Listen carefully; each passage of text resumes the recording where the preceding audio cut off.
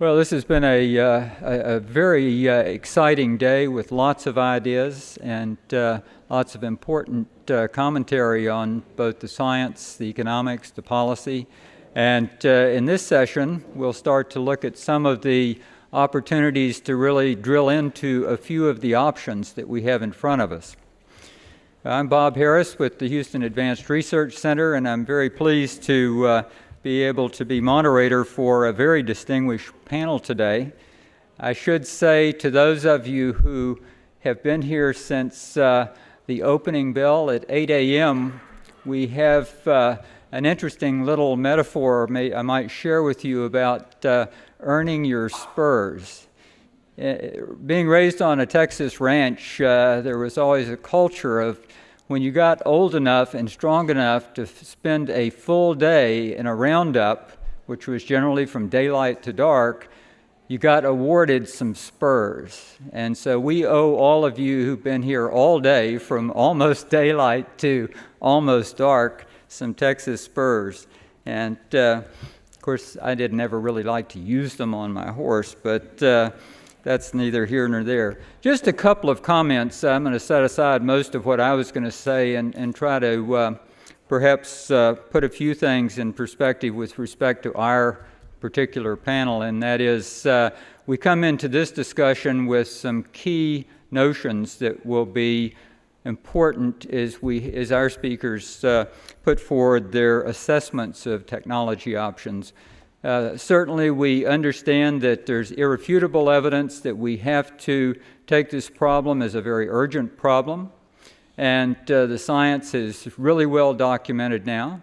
On the other hand, Steve Koonin has told us about the Factor 4 challenge, one that apparently is going to be very difficult if you look at our lack of early success. We see, even though there's been a lot of discussion going on, a lot of dialogue for quite a long time now in terms of the urgency of the problem, we've seen very little progress. And if you look at the International Energy Agency projections or the Energy Information Agency in the U.S., they're not very encouraging. So we've got to really focus on doing a much better job, much faster. But dealing with looking at technology options, we are really looking at what in academic jargon we call socio-technical systems. That is, it's sort of a dance between society and technology, and trying to figure out what the right match is. And it's turning out that, as one of the speakers earlier today mentioned, that we've kind of neglected the complexity, especially on the social side. And so I thought our panels this afternoon have revealed a lot of that and illustrated just how we really do have to pay much more attention to the social science in our assessments of technology options. One last little story that relates here, and that goes back to the development of the steamboat.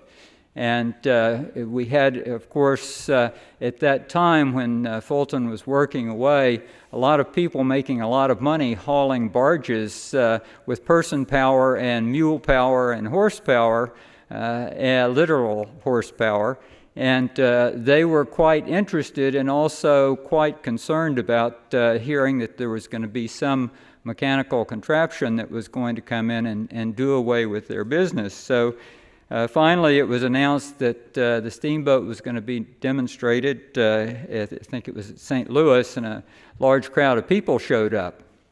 So they started trying to crank up the steamer, and there was a lot of belching of black smoke and a lot of sparks flying in the air, and all the people started chanting, "She'll never go.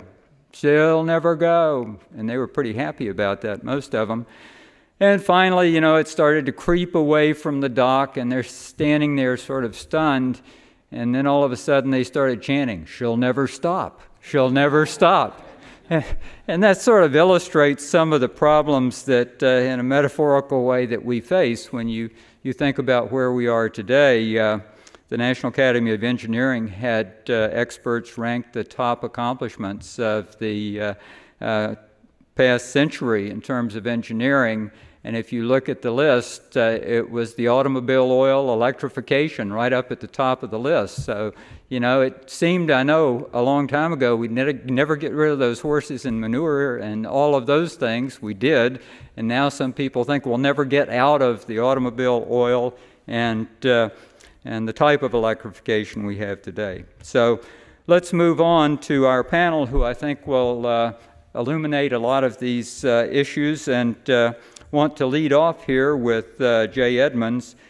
Jay is a person who has had an amazing amount of energy to conduct a very sustained effort over a number of years looking at the Global Energy Technology Strategy Program. And Jay is a chief scientist and laboratory fellow at the Pacific Northwest National Laboratories Joint Global Change Research Institute. He has been a stalwart on the IPCC for all of its generations, and really deserves enormous credit for especially the group of Working Group 3 that he's been on most recently. Jay will speak this afternoon on new technologies in mitigating global warming. Jay?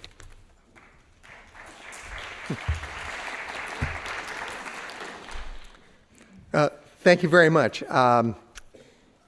As the introduction said, I'm going to focus on the role of technology in addressing climate change.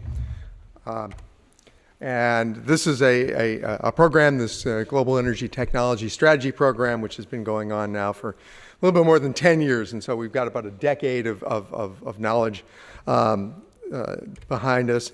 I'm going to, in the interest of time, not only I want to express my appreciation to the Institute, but also to the sponsors. But I'm going to point out that there are two units that have been floating around in the room today, and I don't know whether you have been aware of the occurrences when they float by. And they are carbon and CO2, and we tend to use them interchangeably, and I'm going to try to be explicit when I use one versus the other. And basically, it is a community that the climate community grew up, and they measured everything in terms of carbon. And then as the community expanded, it brought in people from who had local air pollution backgrounds and were from sulfur backgrounds, and they measured the whole weight of the CO2 atom. I won't go into the rationale or the reasons why the different conventions were adopted, but now they're both floating out there. So the people that are old like me tend to be carbon people, and people who are young and on the cutting edge of things tend to be CO2. Now the difference is that if you like big numbers in terms of emissions, use CO2. It basically increases everything by about a factor of 4. If you like little numbers, you use C. If you like big prices, then use carbon. If you like little prices, use CO2. I'm going to be mostly about carbon today. Now, there are a few things that are going to kind of flow through this, although I'm going to have some bite that's beyond this. But I'm going to take a strategic perspective and thinking about the role of technology. Climate change is a long-term problem, and it is not your conventional air pollutant problem. It is in the jargon of economists, it's a stock pollutant problem. It's not a flow pollutant problem. And so as a consequence of that, there's a whole bunch of economics that just applies. And it's different than when you're trying to address local air quality. It's different than when you're trying to address something like sulfur emissions. So stabilizing the concentration of CO2, which is something that is necessary if you're going to stabilize climate change, because it is it's the granddaddy of greenhouse gases, or at least anthropogenic greenhouse gases. Water vapor is the granddaddy of greenhouse gases. But stabilizing the concentration of CO2 is going to lead to a very fundamental change in the global energy system. I'll kind of work through that. Technology is going to be central, and we need to think about a technology strategy in terms of the near, mid, and long term. And in the near term, you're going to you start with what you got. And if you're always waiting for the perfect technology, it's never going to arrive because there's always something better over the horizon. In the midterm, you actually have the option of improving what you've got. And in the long term, and I mean when we talk about climate change, I just came from a meeting that John Wyant chaired in which the question on the table from the climate modeling community was, we want emission scenarios that go to 2300. That's a long-term problem, and you actually have to think about something in which you have these very long timescales beyond anything that we're thinking about. I'm going to take a look at 6 different groupings of technology: carbon dioxide capture and storage, biotechnology, hydrogen systems, nuclear energy, wind and solar, and then end use, which really is a little bit of a cheat because that's really buildings and industry and transportation. None of them is a silver bullet in the sense that you can just go with that one and it'll fix your problem for you. And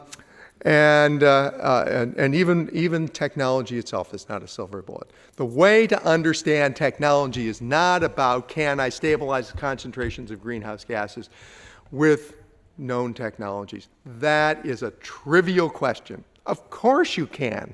I mean, look at what the Russians were able to accomplish when the Soviet Union broke up. They were able to drop their emissions by half almost overnight. Now, we may not want to use that technology, but it's available to us if we want to. So it's a trivial question. So the role of technology is about controlling cost. It's about controlling costs. And so if you think of it in those terms, you're going to avoid a lot of ruts along the side of the road, a lot of gutters. All right, this is the physical side of the problem. And as an economist, we love physical and physical. These things have this property called duality, that in fact you can actually describe these systems either in terms of price space or in physical space. This is the physical space. This is these are emissions. This is historical emissions of global fossil fuel carbon in billions of tons of carbon. Remember, this is carbon now. So your benchmark is up here at about 7 in the year 2000. And this is a typical reference case. This is the one Mort Webster mentioned, the climate change science programs. SAP 2.1A, just great naming convention there. It is an analysis that his group and my group and another group from Stanford and EPRI participated in. And this is pretty much down the middle of the road. All the scenarios that we produced were that had no climate change. We act as if there is no such thing as climate change. They all look a lot like this, and it's in the middle of the distribution of years and years of research. Now you look at all the stabilization scenarios, they peak and they decline. This is 450 parts per million. This is 550 parts per million, 650 parts per million, 750 parts per million. And the 450 looks pretty much the way it looked when we did the paper 10 years ago in Nature, except for one thing. 10 years ago, we were back here, and there was a peak in front of us. Now, 450, you begin at the peak and you go through a decline. And as a consequence of that, if you look at the cumulative allowable emissions, if you integrate under these curves, you get to these cumulative emissions, and you can see that in that past 10 years, we have now gotten to the point where there's only 480 billion tons of carbon that can be emitted in this century and still be on that peak. All right, now to get to the good stuff, this is the price space. And this is the price space that corresponds to what you'll find out there in the literature. The literature tends to be idealized. They assume that the whole world gets on board at the beginning and everybody goes together. And this is the price in the year 2020 for a 450 scenario. It's about $100 a ton of carbon. It's about 19 per ton of carbon for 550, 10 for 650, and about 5 for 750. And that's the beginning point.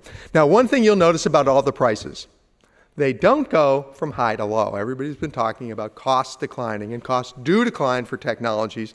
There's a long history of that.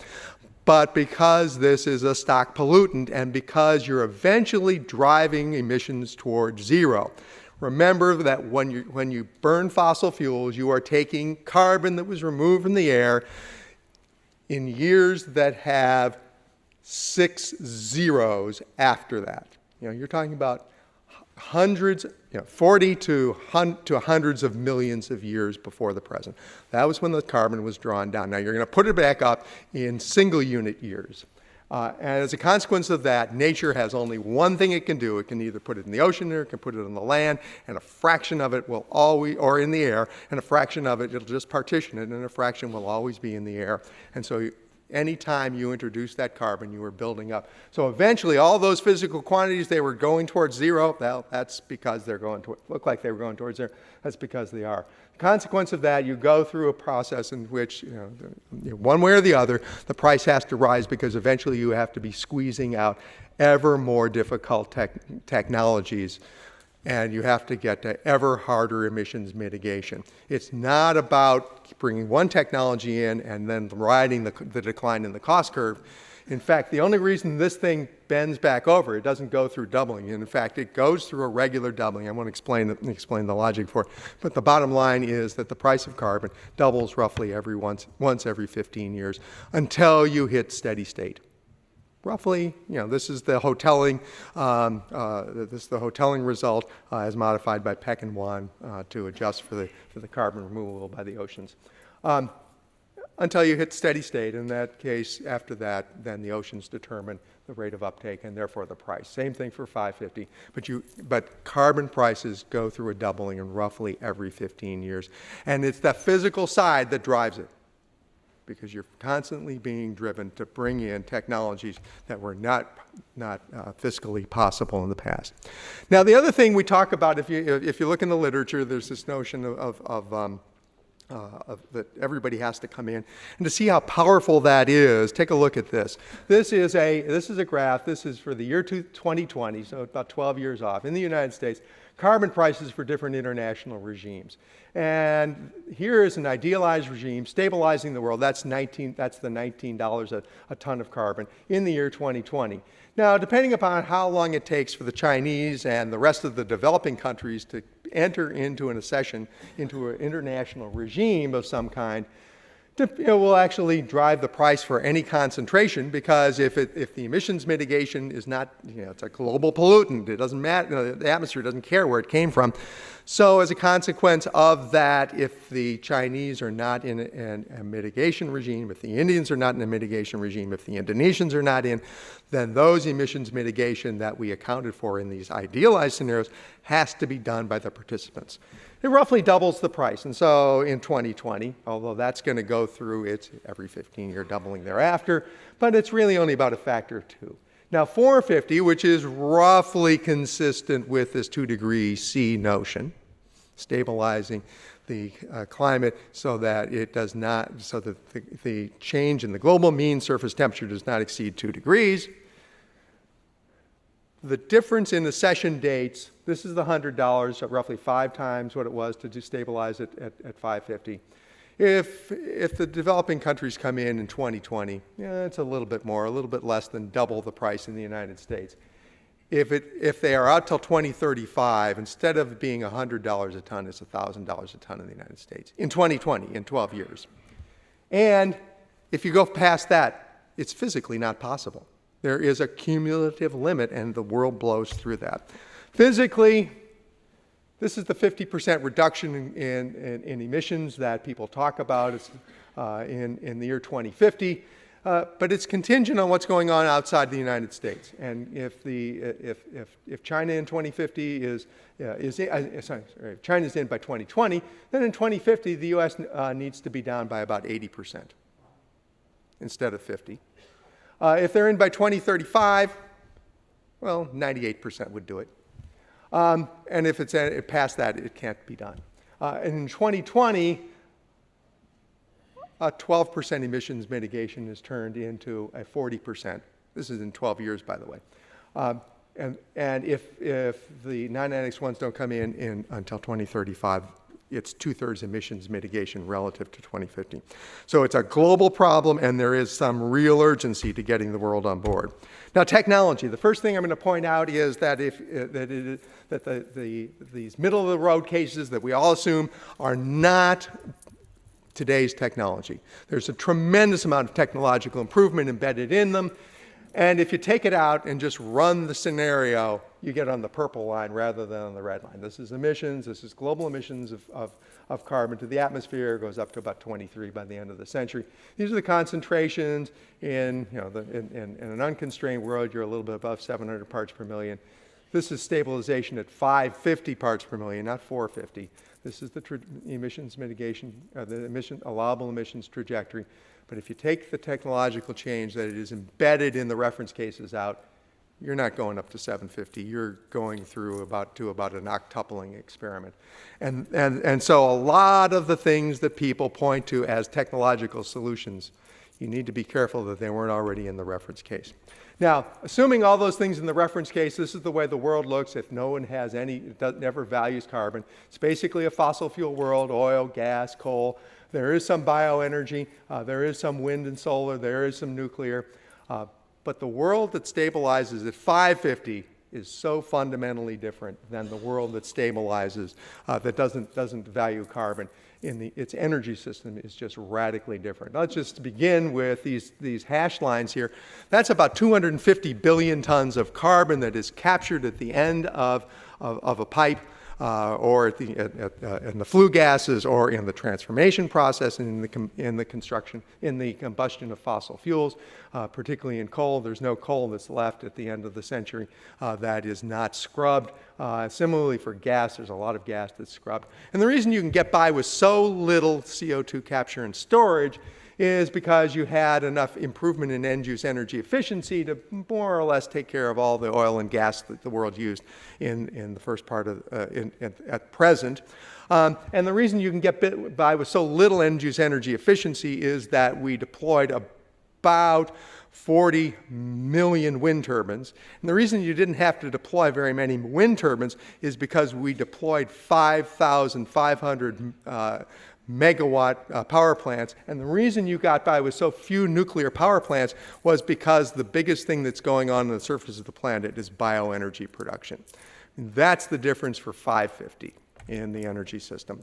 I won't go in this because I'm running way late. But let me give you a sense of the challenge of scale. Today we do about 1 million tons of carbon storage per year in monitored storage sites around the world. There are about 70 of these experiments that are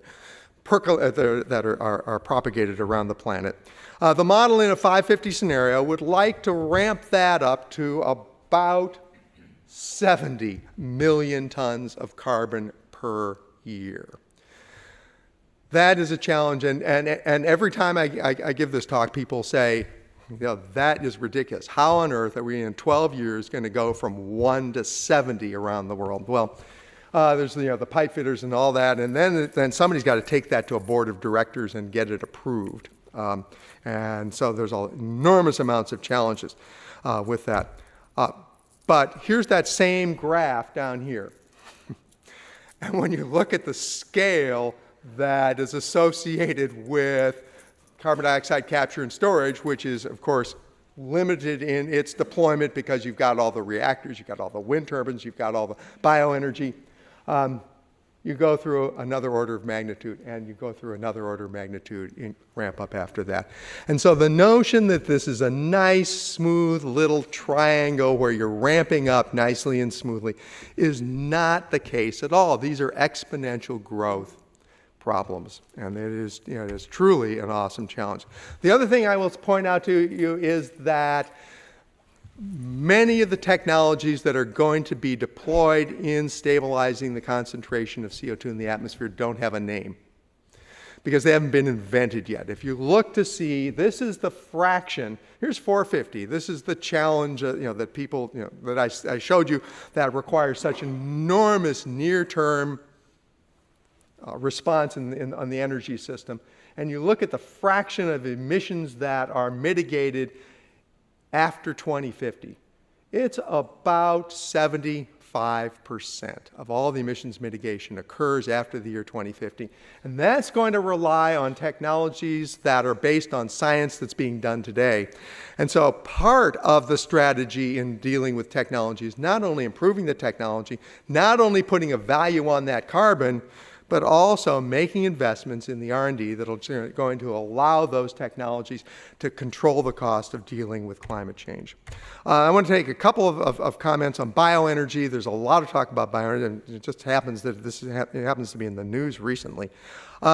It's a portfolio of things all the way from increasing carbon in the soils to reforestation, deforestation. But I'll show you the one, and that has the potential of doing actually negative emissions. But I'll show you one thing that I think is probably more important than anything else. And that is the carbon, all the carbon counts in the atmosphere. And if you don't value the carbon, if you put a price on carbon for fossil fuels, and you don't put a price on carbon for the terrestrial carbon, you're courting a biological disaster, because there's a finite amount of land, and if you don't value the carbon on that land, when land use expands to produce the biofuels and it doesn't have to pay for the deforestation, this is what happens instead of this. And I can't emphasize how strongly it is. All the carbon counts. Going after utilities only is going to cause all kinds of problems. You actually have to value all the carbon, and it all has to have the same price. So I'm almost done. And in fact, I'll skip through this because it says that there's problems with and challenges with all the technology. And if you'd like the longer version of this talk, you can just download it on the website, or let me know, and I'll send you a hard copy of the report. Thank you very much.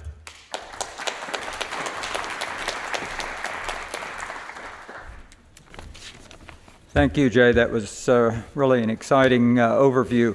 Well, we're going to move ahead now and begin to focus in some more detail on topics that you've heard some work about, some discussion about already. Our next speaker, Dr. Ernie Moniz, is the Cecil and Ida Green Professor of Physics and Engineering Systems and Director of the MIT Energy Initiative, a very exciting and innovative new activity at MIT. Ernie has had a wonderful career in physics and in public policy with many important appointments, including Undersecretary in the Department of Energy, Office of Science and Technology Policy, and he's really been a leader in theoretical nuclear physics, energy technology, and policy studies. He's going to speak today on the viability of carbon capture and sequestration as a mitigation approach. Ernie?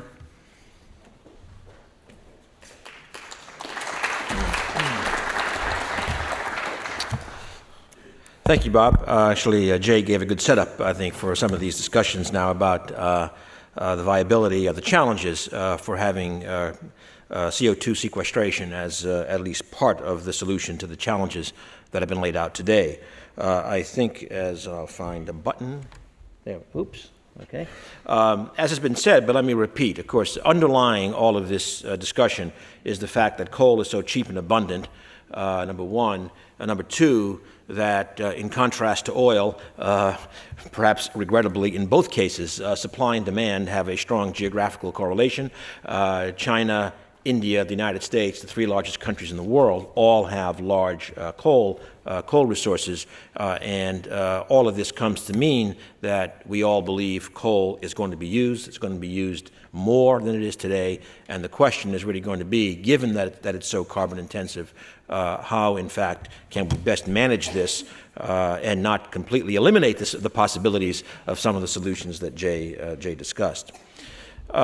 I'm going to start just by reinforcing this by showing a slide from EPRI. So I won't vouch for every number, but notionally, certainly it is, I think we would all agree quantitatively. This just shows, if you take the left-hand axis, kind of a levelized cost per kilowatt hour or per megawatt hour about various technologies: pulverized coal, down at the bottom. Then you see two different natural gas combined cycle at $6 and $8, the dashed line, the solid red line, the solid black line, excuse me.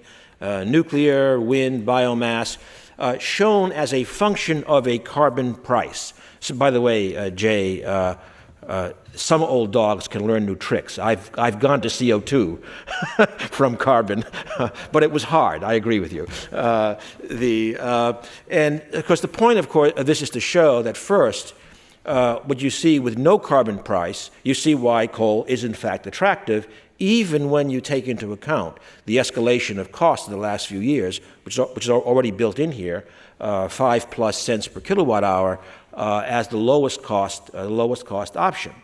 However, you also see the strongest slope with carbon price for carbon because it's the most carbon intensive, and so that in some sense is the nature of the challenge that we are trying to address. And I might say there are many other options, solar, et cetera, which today are off scale, regrettably, above the let's say 12 cents per kilowatt hour.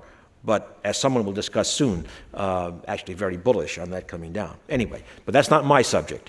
So here, again, just to remind you of the obvious with the pie chart, without getting into details, you can see China as now by far the largest coal consumer. Indeed, in the United States, actually, a way to say it, which kind of catches one's attention, I believe, is that roughly a decade ago, the United States and China were both more or less using 1 billion tons of coal per year, by far the largest in the world. We are still at roughly 1 billion tons, whereas China is roughly at 2.5 billion tons.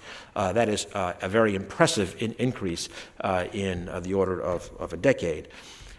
Indeed, if you look at a variety of parameters, population, GDP, electricity, CO2, and coal use, USA, India, and China, in all cases, add up to about 40% of the world total, and that kind of tells you, again, where the focus is. Really, it's focusing on these three countries. And finally, in terms of this background, this just shows U.S., a few years ago, U.S. CO2 emissions, let's say in 2005. My only point is if you look at this table very quickly, you see electricity, particularly electricity servicing residential and commercial buildings, is a very big number. And that's mostly coal. Coal is roughly 40% of CO2 emissions. So let me now move on to addressing the subject a bit with that background. I'll just say that this is based mainly upon a report published about a year ago out of MIT, The Future of Coal, although with one major caveat, which I'll come back to, and that is since the economics were estimated a couple of years ago, cost escalations mean multiply every price by roughly 1.5. So a few comments, and then we'll talk about these. Number one is we'll argue that under most scenarios, even with a carbon tax, even a fairly substantial one, we expect coal use to grow. As has already been stated, carbon capture and sequestration is clearly the key enabling technology for coal use in a carbon-constrained world. And there are issues of science, of technology, of scale, of public acceptance. And on scale, I note down at the bottom a couple of points. First of all, if you take kind of a modest size utility scale coal plant, say 250 megawatts, not a big one, one is talking about, say, 1.5 megatons of CO2 per year. If you integrate that over the lifetime of a plant, say 50 years, the scale is 1 to 2 billion barrels of supercritical CO2 for injection. So I remind you, that's a very modest size plant, and those of you with kind of oil backgrounds realize that's a pretty good sized reservoir of any fluid that you are talking about. So this is the scale issue that must be confronted, not to mention the fact that you would need 1,000 of those eventually, let's say by mid-century globally, to have a material impact on the climate risk mitigation challenge. So let me set things up a little bit by talking about a scenario. This is actually the EPA model you heard discussed earlier. Jay Edmonds has similar kinds of scenarios. Let me just focus here, this blue line, just taken out of the blue, a CO2 price trajectory, no matter how it's arrived at. And this is $25 in 2015, goes to $100 a ton of CO2 in 2050. This, I should emphasize, in this model, certainly, this trajectory does not stabilize concentrations. It does stabilize emissions by mid-century. This is to reinforce the idea about coal growing. In the left-hand columns, business as usual, the model suggests the order of a factor of 4 increase in coal use by mid-century. You bring in a carbon price that comes down, but even then, even with that high price, assuming you have sequestration, one is talking about, in this model, about a 60% growth in coal use. So again, even with a high carbon price, one would expect this to happen. I won't go through the scenario result. I'll just note that, as Jay said, totally in agreement with Jay, that a major impact of the carbon price is to lower primary energy use by enhanced efficiency, but there is still this major carbon sequestration piece. Here what I show is in that model, the blue line again is CO2 emissions with that CO2 price compared to the red line, which is business as usual. But I remind you, we still had a 60% growth in coal use. So that big delta, which I will show next, is the amount of CO2 sequestered, which is shown here. I want to make 2 points. One is, as you can see, the blue line, the so-called, what I call the high tax scenario. It's very small until around 2030 or so, and then it grows very rapidly to about 8 gigatons per year in 2050. To give you that scale, you're talking the scale of 100, really 200 million barrels of CO2 per day. So again, the scale is larger than the global oil industry today in terms of the amount of fluid that one is moving around and injecting.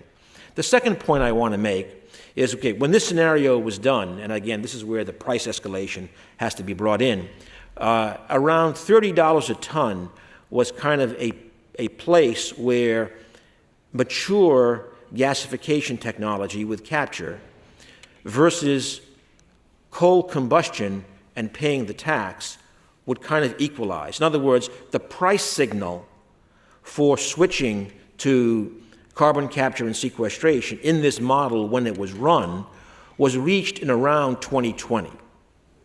The point is that, as you can see here, it isn't the details that matter, but what you can see is it's 15 to 20 years, even after you have the price signal, that you begin to get really large penetration and large impact. It's a reminder that the energy system is highly inertial, it's highly capitalized, multi-trillion dollar a year commodity business, and with the price signal, it's still going to take a long time for technologies to penetrate at large scale. That is part of the urgency. That's why starting today is important, because if we wait 20 more years, it's 20 more years to introduce, and as Jay's slide showed as well, you basically have lost the game by mid-century if you are talking about what we would consider to be prudent levels of greenhouse gas concentrations. So turning to capture and sequestration, a few points, and then I'll discuss these.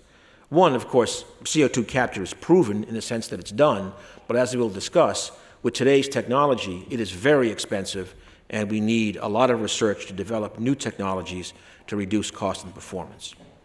Secondly, we do need an extensive technical program to resolve the scientific issues for storage of gigaton quantities annually, or, in fact, for getting public acceptance, ultimately, of these kind of billion-barrel scale reservoirs that would accumulate around our utility-scale plants.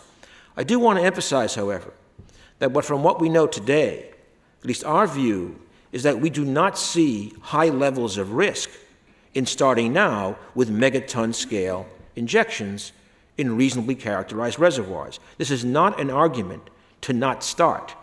It's an argument that there is a lot of science to understand for the very long-term accumulations, for understanding not just capacities of reservoirs, which, by the way, appear to be quite substantial, deep saline reservoirs, but also to understand things like injectivity, to understand the long-term CO2 fluid rock interface, literally what it does to grain boundaries, what it will do to change permeabilities, what happens to the microbial populations.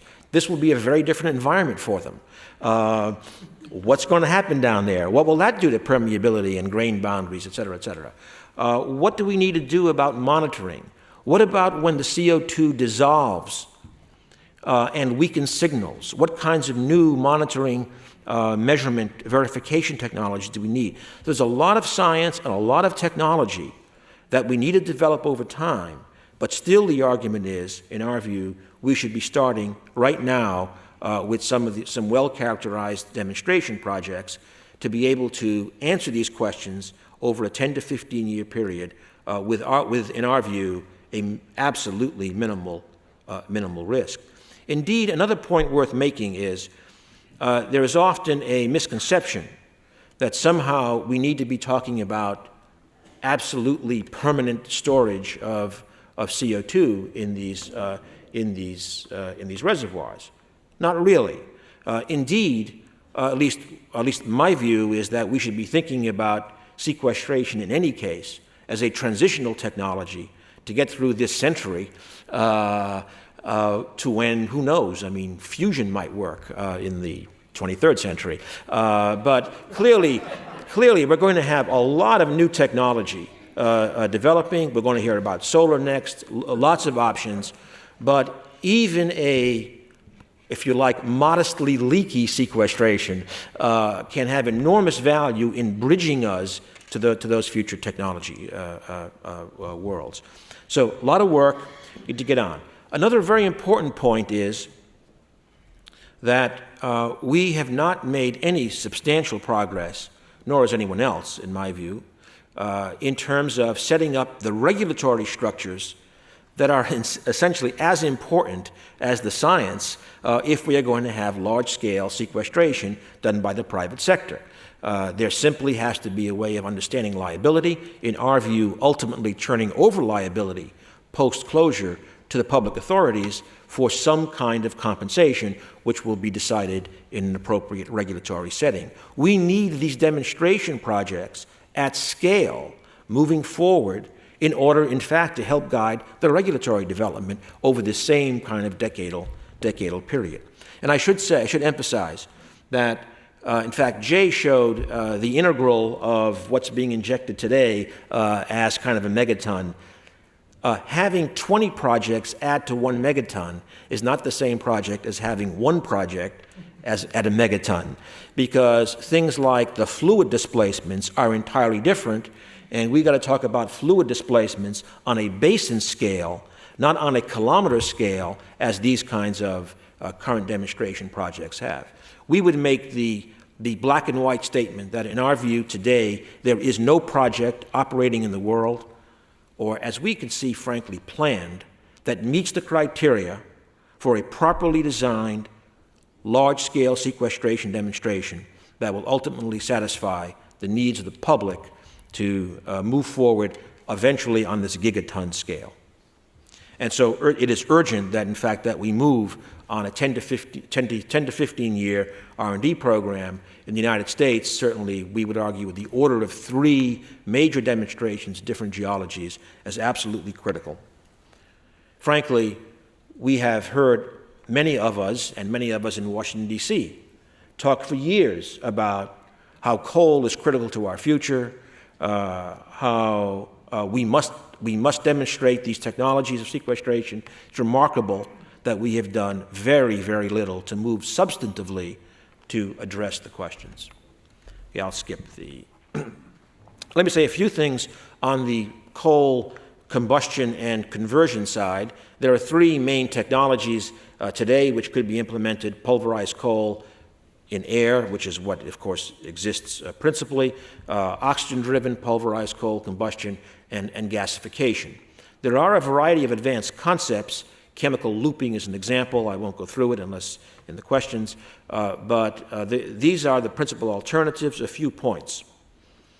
First of all, one of the things is, and I think fortunately this is now being understood more extensively, the idea that a retrofit of a coal plant to add carbon capture is just like adding, maybe inexpensive, but adding a box is simply incorrect.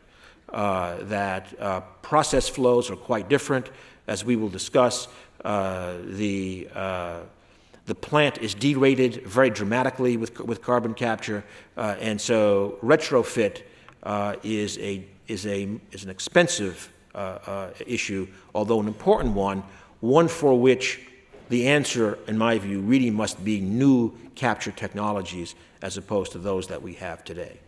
Also emphasize that although gasification today is kind of the lead candidate in a world with significant carbon capture, in our view there is no clear technology winner, particularly for different applications, different coals, etc.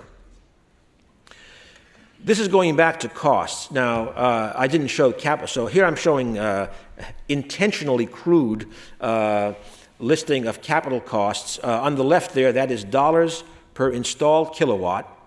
And you can see at around $2,000 supercritical pulverized coal. So today's technology without carbon capture. That's again, it's about 1.5 times what we had in our report only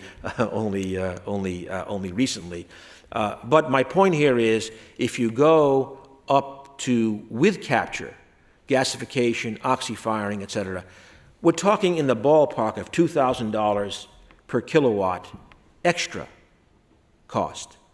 That corresponds in turn to about a $30 per megawatt, given some rational financing assumptions on top. So if you recall that first graph where coal was the lowest and went up steeply, then you add $30 and it's almost flat with carbon capture, and then what you see is somewhere, this assumes, by the way, maturity in the capture technologies, that somewhere probably in the $45, maybe $50 range per ton of carbon is what we're talking about in terms of the economic price signal to switch to carbon capture.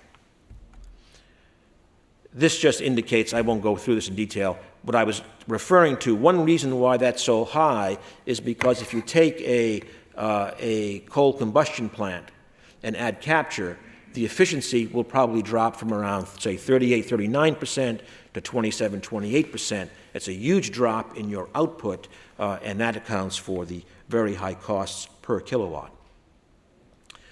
And this is here just to show that what's shown in this set of graphs is the operating history of 4 utility-scale gasification plants without capture that have been built. My only point is that, as you can maybe see, with this much, I'm not sure you can see. Anyway, the history is, it was 4 to 5 years before basically it was understood how to operate the plants at high availability, at high capacity factor.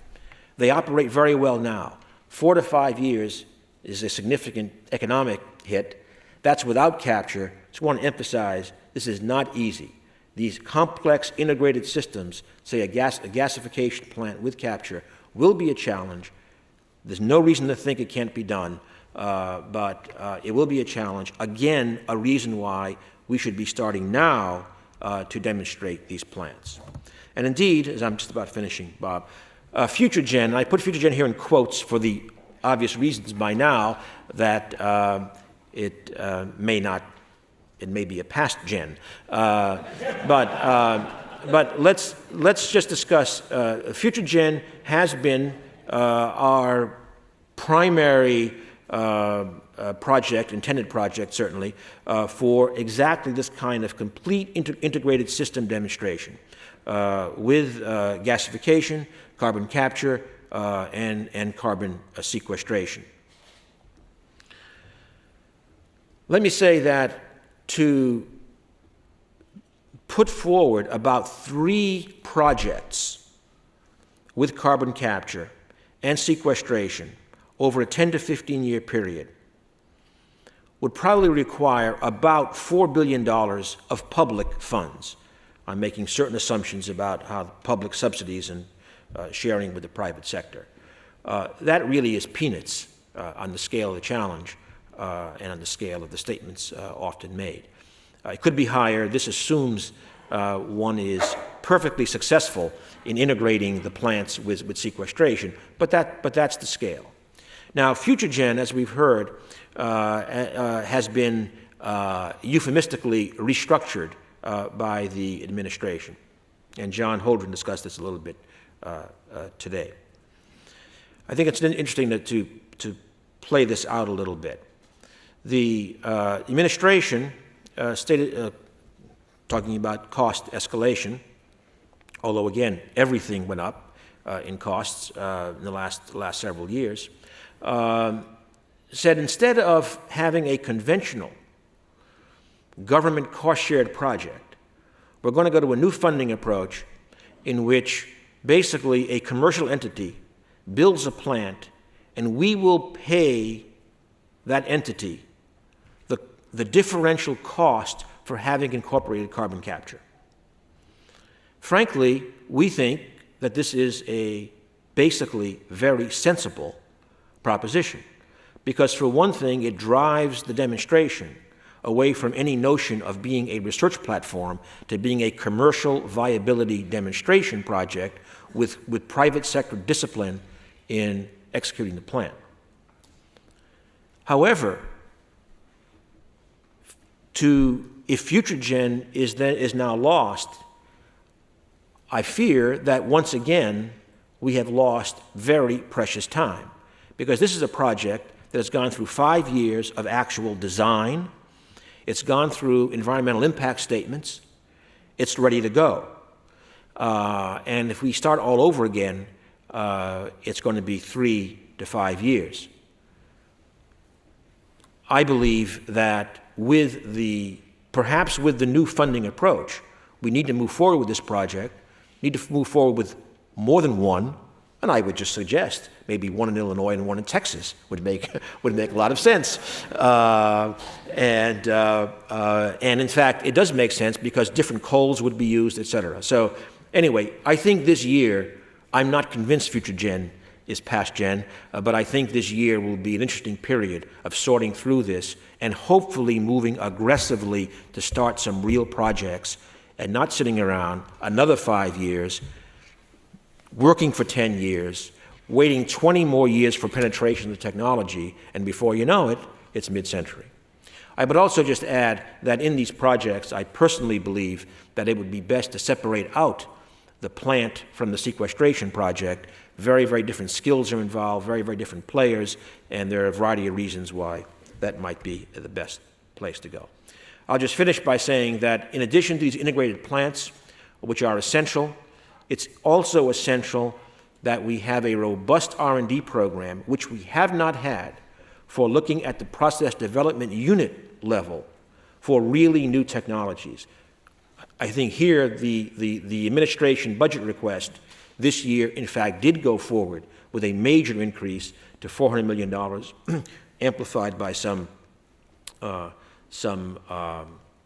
industry matching. So this new technology development that will be critical for cost reduction, I think, will go forward. So in summary, highest priority, we've got to move aggressively to demonstrate sequestration at scale, including regulatory development. We then do need to demonstrate integrated systems with carbon capture.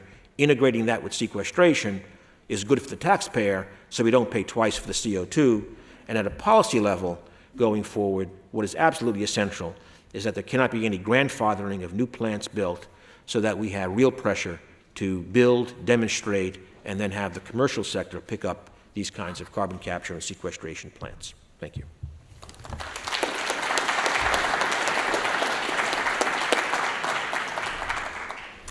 Well, I think Ernie just earned the title of Honorary Texan for getting us a vote there on Spurs. Yeah, we'll get you some Spurs.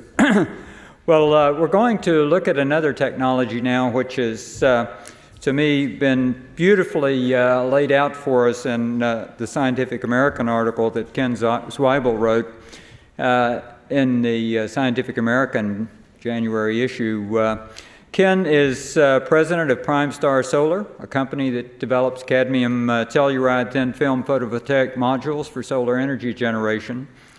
He's formerly the manager of Thin Film PV Partnership Program, which earned 8 R&D 100 awards for taking technology from the lab and commercializing it successfully. And Ken, it's all yours for the solar grand plan.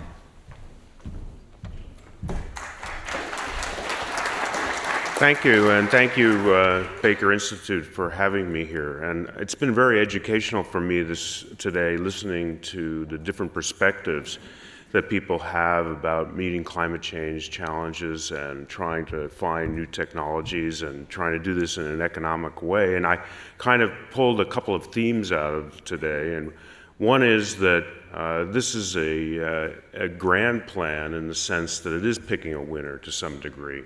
But you really don't pick a winner. What you're doing is saying this is a potential winner. And at some point, you have to choose, and whether it's the marketplace or some kind of accumulation of regulations and policy and politics and the marketplace that brings that about, that's how you choose.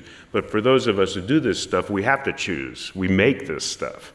So, you know, we don't have the luxury of not choosing. So to that extent, we pick a winner. And the other thing that came out for me was the sense that there are a lot of ideas out there that look like a lot of different things put together will solve the problem. And I've heard a few of those, the Princeton one, McKinsey one. I'm sure there are plenty of others. And there's some sense that, well, okay, we don't have to do anything really great now. We're just going to do a lot of good things that we know about. But somehow hidden in all those plans, and I think this was brought out by some of the other talks, are some high-risk aspects, some things like a lot of carbon sequestration or a lot of nuclear power that we haven't as a society quite grasped yet. So maybe there's more in those things that are more like the Solar Grand Plan. We just haven't quite grasped it. Which I want to do is say a little bit about what kind of a difference this is. I mean, you sit here all day and you listen to doing a lot of different things, a lot of the things we're familiar with more. And we're talking about changing an energy infrastructure that is so huge that essentially boggles the mind. When we look at the numbers in our Scientific American article, the kinds of sizes we're talking about, the areas we're talking about are huge. They are a different way to use land, a different way to use energy. And you have to imagine gigawatts, even terawatts of energy coming from these new ways to make electricity and new ways to make energy that we have never done before on any kind of scale. That's a very new thing, and something very different from what we're used to. And you have to think differently to be able to grasp that. And I have to say that there is a little bit of a sense of the Governor Moonbeam kind of aspect to this, and that is that Governor Brown, when he started windmills in California, got that name, but now 20 years, 30 years later, wind is taken for granted as a appropriately cost-effective technology. So there are some kind of efforts that need to be done early on that look a little bit silly and maybe even strange, maybe even undefensible. But there's been some history of how to get there from here. So we know that the reason we talk a lot about solar is it's such a big number, 120,000 terawatts of sunlight on the Earth's surface. And Richard Smalley and Nate Lewis have pioneered this effort. In fact, out of that, attending several of these talks came the Scientific American article because we took the terawatt challenge. We took the idea that we have to be serious about a large amount of energy, how to meet these needs with a large amount of new energy that doesn't produce carbon dioxide. And what we're going to say in here is that these sources of energy, and we're going to talk about concentrating solar power and photovoltaics, are closer to where we need them to be than we think. In fact, I was interested in one of the slides from the last speaker, which cut off at 12 cents a kilowatt hour. We're talking about 15 cents a kilowatt hour, more or less. in both concentrating solar power and PV put in the Southwest right now. Those systems, that's what those systems would cost. And photovoltaics, the one I'm more familiar with, has consistently come down over the last 20 or 30 years in cost, so we're projecting a technical roadmap to $2 a watt installed total cost, which would put the cents per kilowatt hour at 7.5 cents. And then when you add storage to that, we're going to show a form of storage, compressed air energy storage, that about adds 40% to the total cost. So 40% to 8 cents is 3 cents, 11 cents a kilowatt hour, basically firm baseload power. I think Jay said something that was quite true, and that is that we're not doing is forcing the issue of the best technologies. What we're doing is trying to contain the cost of technology. So what we're saying to you here is there's an option that looks very defensible at this point that looks like about 10 cents a kilowatt hour for the 21st century of base load firm solar power. I don't think that's in the room. I don't think that's in the energy community. I don't think that's in the climate change community. I don't think that's in the political community. I think that's a huge deal. Having said that, I realize that what we're talking about is something totally different from what we have ever talked about, something we really can't grasp. This is going to take a few more years of talking about it, thinking about it, examining it, scrutinizing it, before anyone comes away from these conversations believing it. In addition, so what are the problems? The problems with solar are cost, just like we talked about, intermittency, clouds, nighttime, winter. How do you affect transportation? And a good old NIMBY. We're used to shifting the sources of our energy offshore, and now we found the ultimate result of that. The ultimate result of that is an unsustainable economy. We have to bring the source of our energy, just like the source of a lot of things, back to our backyards. So we're going to learn whether sustainability means, like Lady Bird Johnson would have done, throwing a big carpet over the junkyard. No, it means having the junkyard in your backyard and processing it and sustaining it in a sustainable manner. So you're responsible for your energy self-sufficiency, because we need transmission, we need super large arrays that take up thousands and tens of thousands of square miles in the Southwest. As was stated, this is a Scientific American article, and what is a grand plan besides being a little pretentious, and I think after listening all day today, also a little questionable, but I think what it does suggest is an alternative that at least can be conceptually defended. In other words, you can conceptually defend carbon sequestration or 5,000 nuclear power plants. We are going to conceptually defend using solar energy from the Southwest to do all the energy in the United States in the 21st century. That's after a tripling of demand as well. This is the whole enchilada. This is more than just going to 2030 and showing that you can meet demand. This is going to 2100. And this is a way that is the beginning of the process of empowering people to be able to talk about solar energy and pass the laugh test.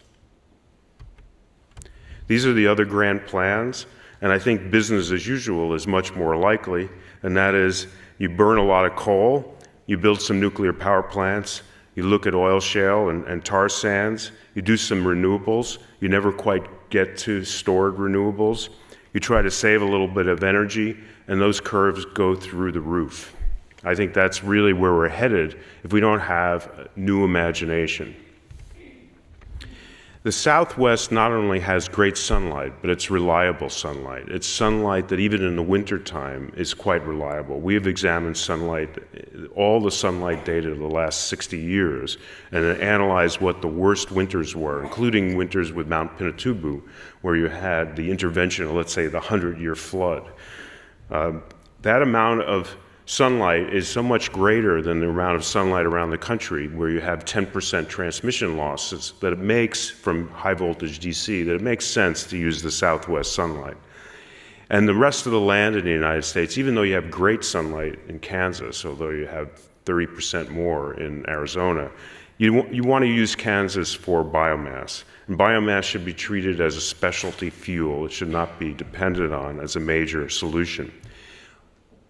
Our plan basically maxes out all the renewables. It maxes out wind, biomass, geothermal, heat pumps, geothermal sources, but there are 10% solutions. Solar is the 100% solution. You have to learn to harvest those photons. So our plan is essentially to have economical solar from PV, photovoltaics, and concentrating solar power, to have economical storage, which is thermal storage and concentrating solar power, but compressed air energy storage for photovoltaics, which we estimate to add about 40%, as I said, to the cost of electricity. High voltage DC from the southwest, and crucial to our plan is getting to electrify transportation. I would say, bar none, this is the weakest part of our plan, because basically we don't know how to do this. I mean, I drive a hybrid car, but it's not an 80% electricity, 20% fuel for distance car. It's just the opposite. So this really suggests that if we're going to deal with transportation, and I've looked through the hydrogen economy thing, and I've looked through the biofuels thing, they're very, very hard. And we think that the electricity is a better option, that we need some help on electrifying transportation. I think one good news there is that the utilities see this as a great growth opportunity. So there's going to be some help there. And then all the other renewables. But what the plan does not have is carbon sequestration or nuclear power in a major way. So photovoltaics, a lot of people base their experience of the price of photovoltaics on the price that they have when they look to buy a system for their house. Systems for houses are small. They include marketing costs. They include climbing up on the roof and putting the modules up there and then coming back down. They're very, very cost ineffective. You get economies of scale in photovoltaics when you're about a megawatt or more, when you can allocate a crew to installation. Costs for photovoltaic for large systems are now at $4 a watt, $4,000 a kilowatt. And that's verified by both the sources for particular systems that you can find on the internet, but also by the German feed-in tariff, which with German sunlight requires systems at about $4 a watt even to buy them for ground-mounted systems. Right now those systems are going in at $4 a watt, and they'll go in at 8% less than $4 a watt next year and 8% below that the year after that. So those numbers will come down towards $3 a watt over the next 3 or 4 years. At $4 a watt, we see that as about a 15 cents a kilowatt hour system in the US Southwest, non-tracking.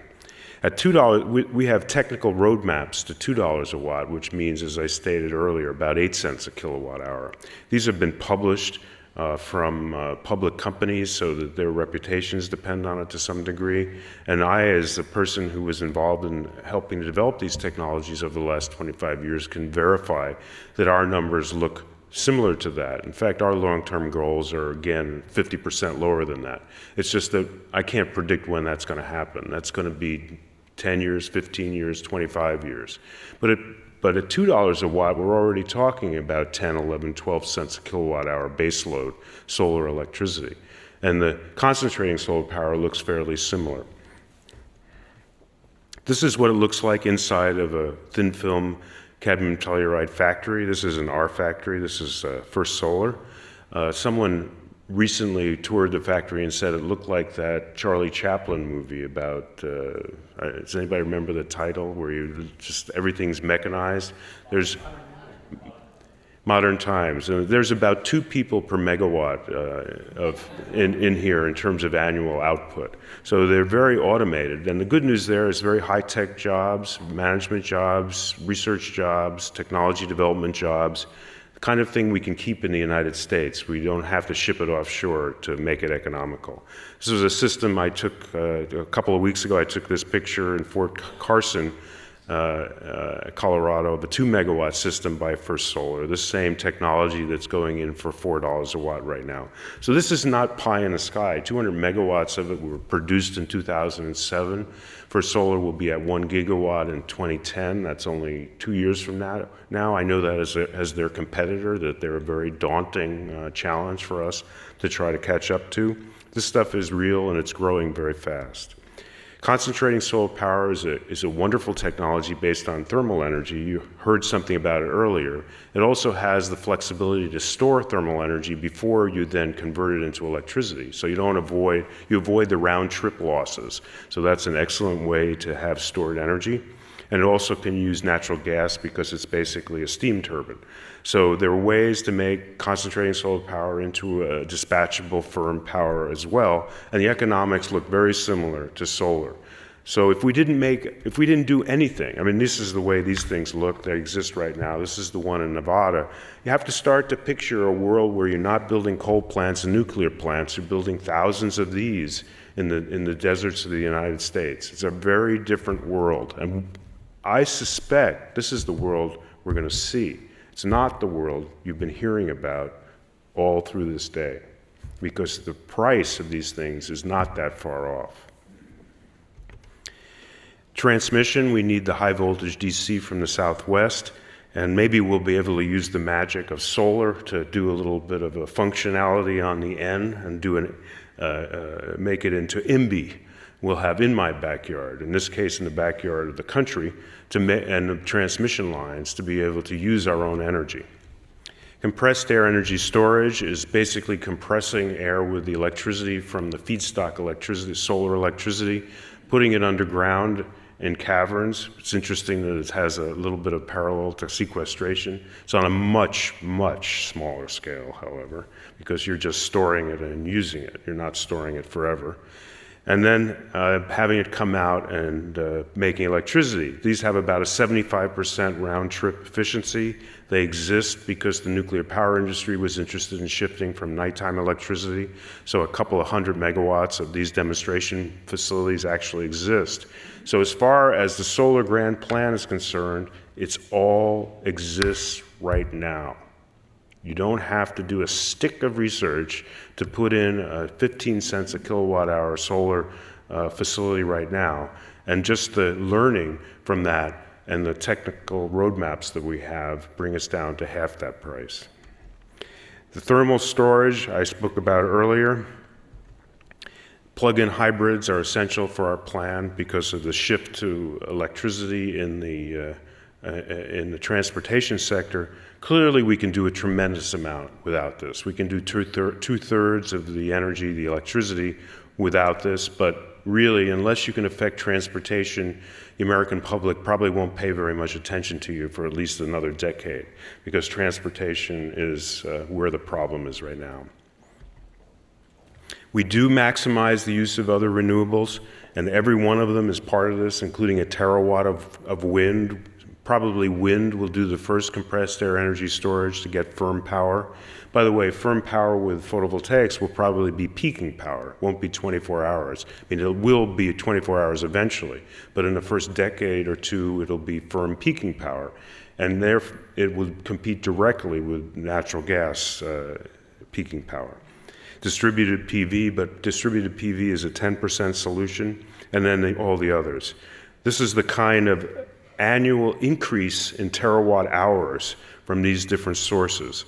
So as you can see, this is a tremendous impact on the amount of energy that we need in this country. And this is the kind of difference. The CSP and the PV are on top. The green line is the distributed PV, and that's why rooftop PV is attractive, but it isn't the solution. The same with geothermal, and the same with, where's the wind? With wind. Whoops, wrong way. This is just a comparison with IEA numbers in the early years to show that we're not totally off the map.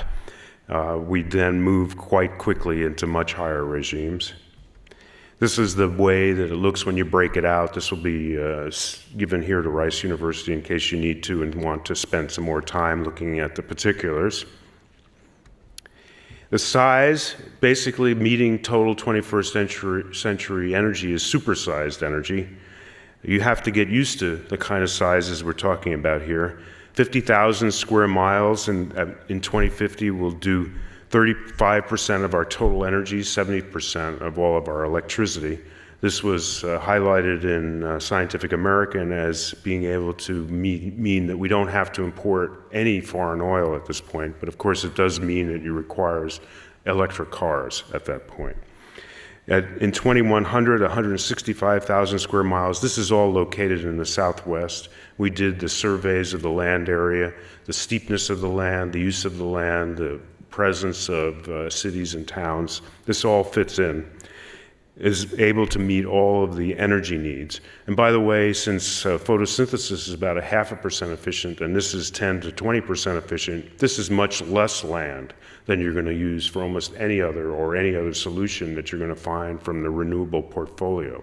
So this is kind of an understanding of what sustainability means in the 21st century when you're trying to also maintain our current lifestyles. So there's a little bit of thought process that has to go there. Hundreds of thousands of miles of high voltage DC lines, most of them in parallel over the same path. But this leads to a 92% reduction of CO2 compared to 1990 levels. 92% from 1990 levels. So all those figures that you saw about CO2, they all fall short of what this plan can do and what needs to be done and what can be done to make it happen. The plan can generalize throughout the world. Most areas of the world, because sunlight doesn't vary that greatly and electrical output from photovoltaics and solar thermal varies linearly with the sunlight, have enough sunlight to be able to make something like this plan work. Even if we did this plan in Kansas City, it would only increase the cost by about 30%. So if you're, and Kansas City is average US sunlight. So if you were in the rest of the world and you didn't have a desert like we have in the United States, you can still use sunlight for the most part. But it is going to be a little bit different in terms of the way the geographical breakdown of resources goes. So this is the last slide. It's basically a how-to slide. The Solar Grand Plan speaks as if it's going to be the whole solution. And the reason for that is that people don't take solar very seriously. They don't understand that it is our largest resource. And we wanted to be able to say that there is a total solution out here from solar energy that also parallels the solution from coal and nuclear. But if you want to minimize your risk in order to meet this need, you can do this incrementally. Essentially, what you're trying to prove initially in the first 10 years is the cost effectiveness of photovoltaics, concentrating solar power, compressed air energy storage, and thermal storage. And again, all these exist in some form right now. What you're really doing is taking their cost down incrementally. At the same time, you're adjusting the regulations to minimize things like property tax and insurance. After all, we're shifting from high fuel cost technology to high capital cost technology. If you assert a property tax based on the capital cost, you've just tripled or quadrupled the cost of the property tax in relation to the output. So those things have to be managed. You're converting from uncertain fuel costs. I mean, how many of you would sell an option to me for the next 30 years for the cost of oil? At what price? And if you did that, I probably could use it to put in a cost-effective solar plant right now. For a certain electricity price and a high upfront capital cost. Most of these systems will last, at least the photovoltaic systems will last 60 years. Current degradation rates for photovoltaics are 0.5% a year. So after 30 years, you've lost 15%. Not many people are going to plow under an 85% of the original output for a system that has no O&M costs. So most of them will last 60 years, and if you could capture that value, perhaps in some kind of a social fashion through the political will, then the 15 cents a kilowatt hour systems right now would be 10 cents a kilowatt hour if we would be able to use a 60-year valuation. We need the incentives for plug-in hybrids. We need to move to electrified transportation. So we can do this in the next 10 or 15 years, and the high voltage DC lines, maybe one from the Southwest to Texas or California, just to show it can be done. We can do this in the next 10 or 15 years and not break the bank. If we do that, then we have an option that can actually be a silver bullet. Okay, maybe we want 3 silver bullets, but it's nice to have one. Thank you.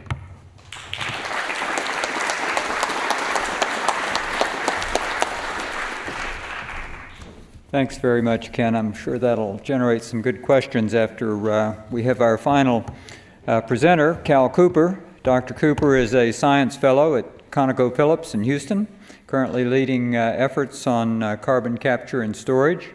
He serves on a number of boards related to carbon issues, and Cal will be speaking this afternoon on the dimensions of the prize, leverage technology to achieve sustainable emissions.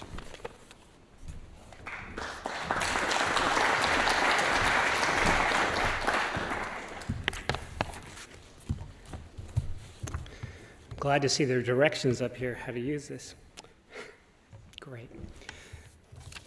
All right, well, a lot of the fun of giving the last talk is that you've heard a lot of things I'm going to say already, but some of them should be I have a little bit of a different nuance to them.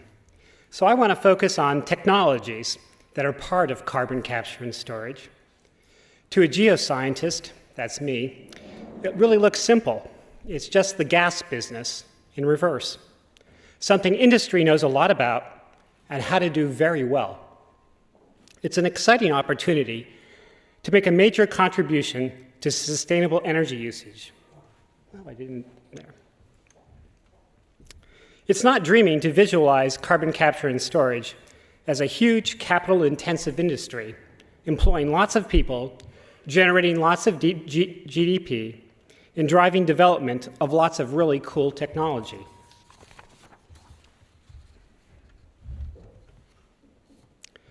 Yes, carbon capture and storage looks inevitable as a technology for the 21st century.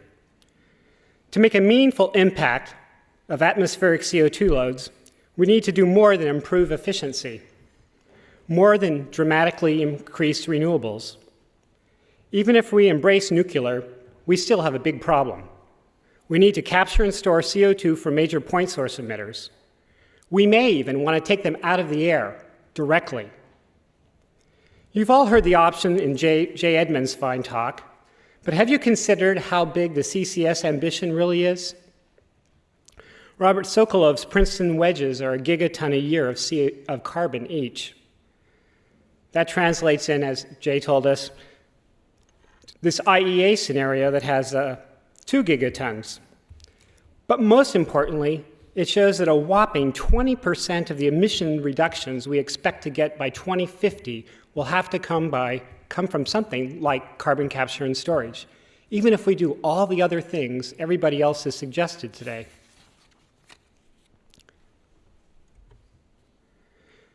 Can we translate that into some size that we can understand, even in Texas?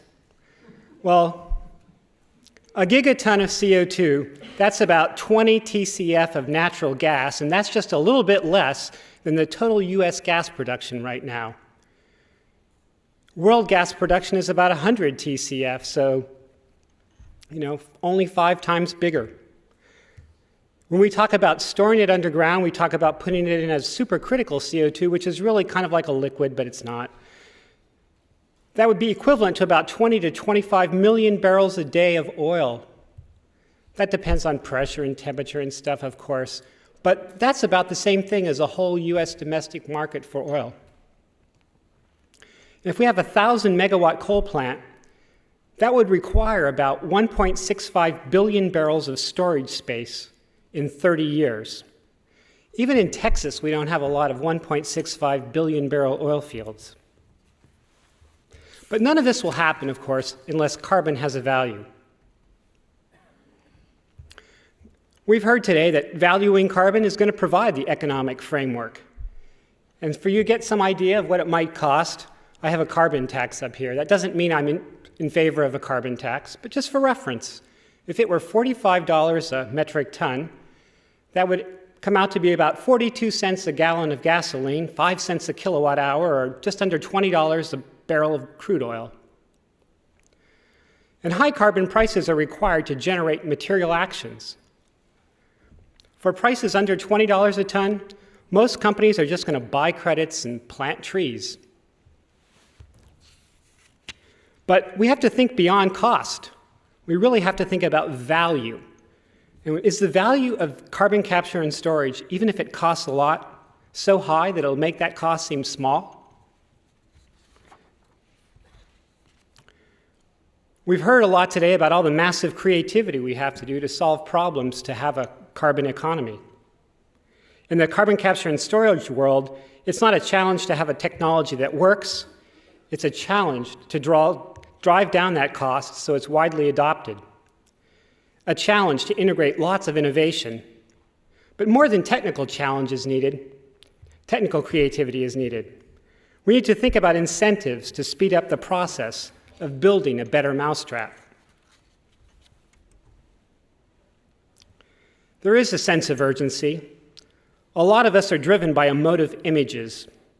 We might ask, what can we do to push back on rising sea levels that might take out a big chunk of Louisiana or Texas?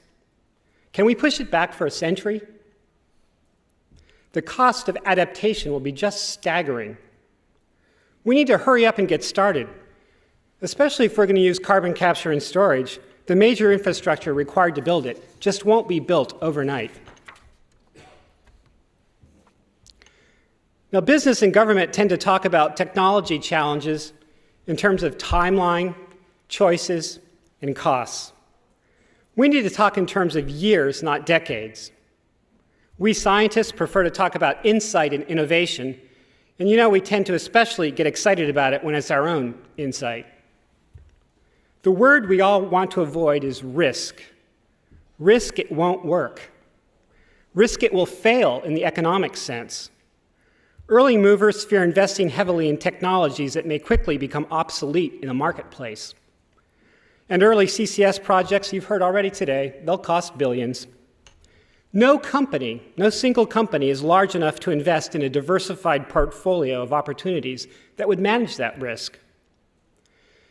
And it's especially hard to manage why they'd want to, because it's not an area where some winner is going to clean up financially and pay for all the losses of the losers. It's not like the exploration business. So we need to talk seriously about creating an investment structure that makes the downside acceptable. So I ask, can we think out of the box about pooling risk? But I did say I wanted to talk about technologies. Well, let's look at some of those. There's not much risk injecting enormous volumes of gas. In fact, in the oil and gas industry, we do it a lot more than you give us credit for. On the north slope of Alaska in Prudhoe Bay, we have a gigantic, enormous gas recycling facility that's been in place for more than 30 years.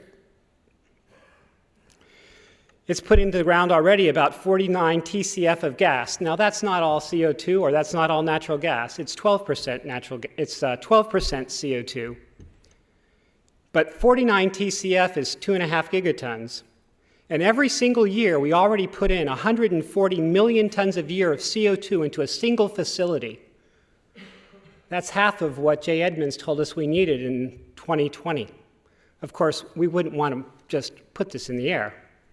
In the Permian Basin of West Texas, the oil and gas industry injects about 40 million tons a year of CO2. Not much of that's anthropogenic CO2, but we have a pretty good idea of how to do that. The challenge is to make the process more energy and fuel efficient.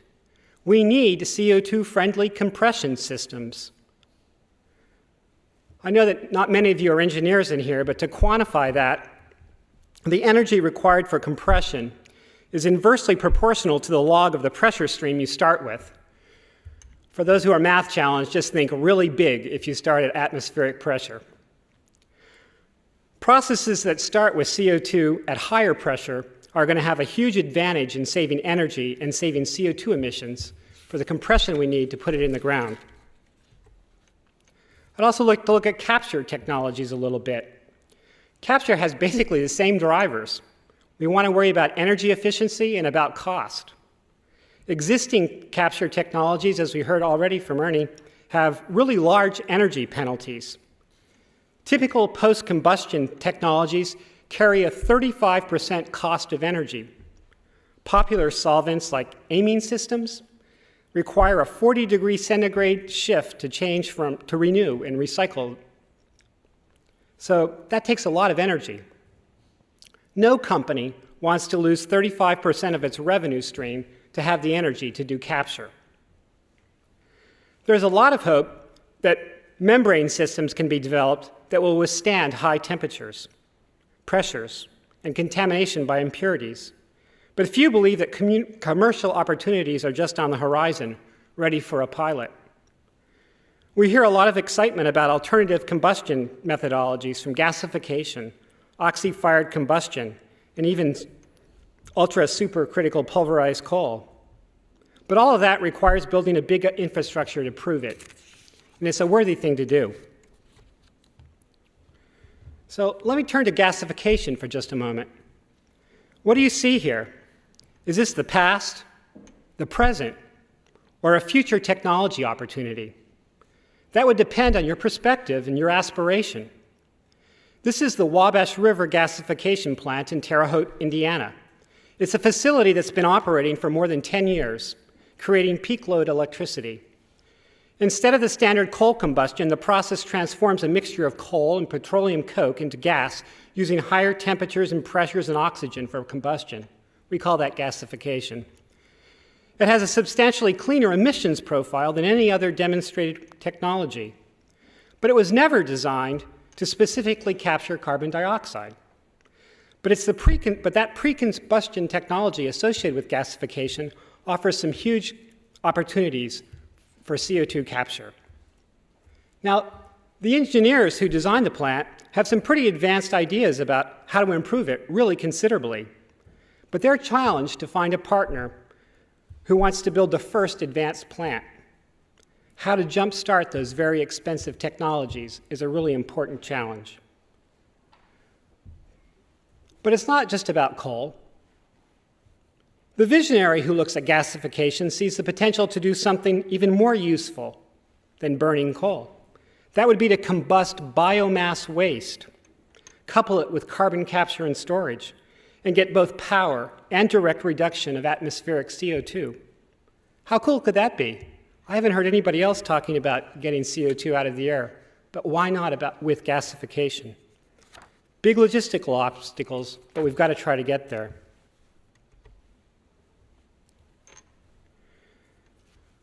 As Ernie said, we've got to get on with some early moving projects.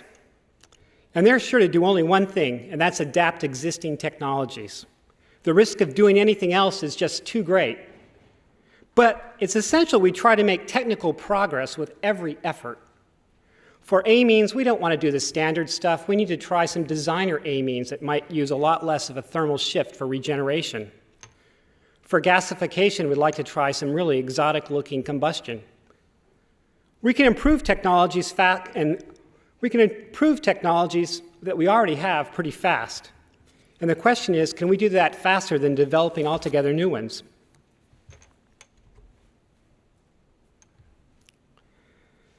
So let's look at basin storage. I'm a geoscientist, you heard. Well, to most geosciences, unlike public perception, there's really not much risk in storage if we choose our sites carefully. Storage will not and should not be done just anywhere. Just like the oil and gas isn't found anywhere you dig, even if you live in Texas. Some locations, some basins, will be far more safe, far more advantageous, and we actually have a pretty darn good idea of where they are.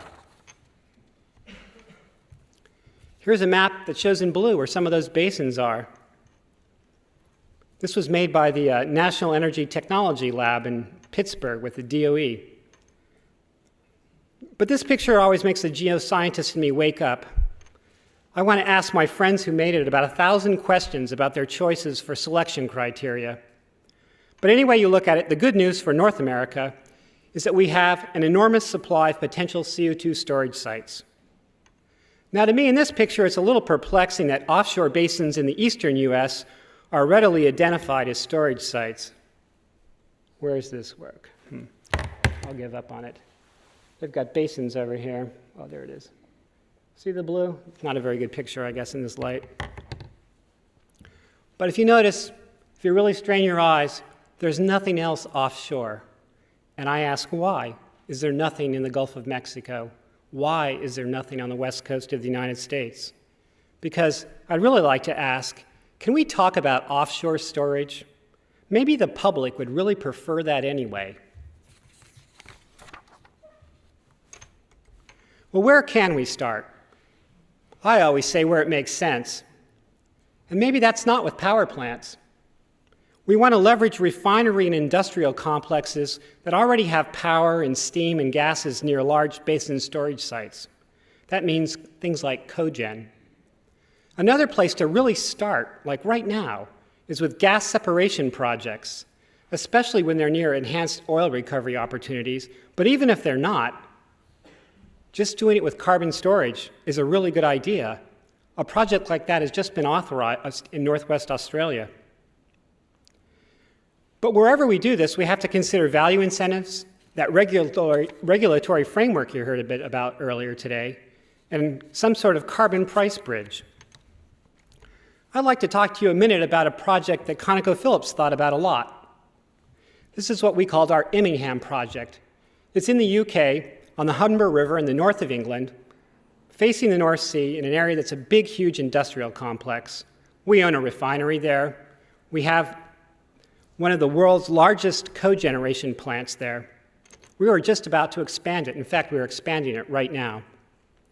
We studied that project because we heard that we might be able to do something really good with carbon capture and storage.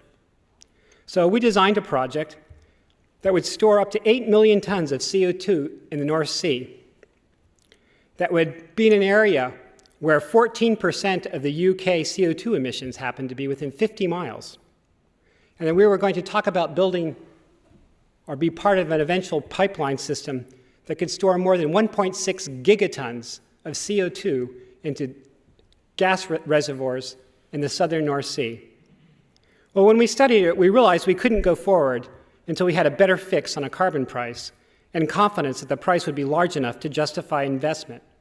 But what we did learn is that by going to facilities like this, we can make a big dent in reducing the cost of carbon capture and storage.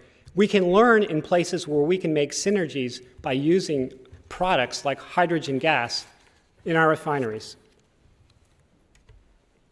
Now, this is a slide I never thought I was going to really get to show today.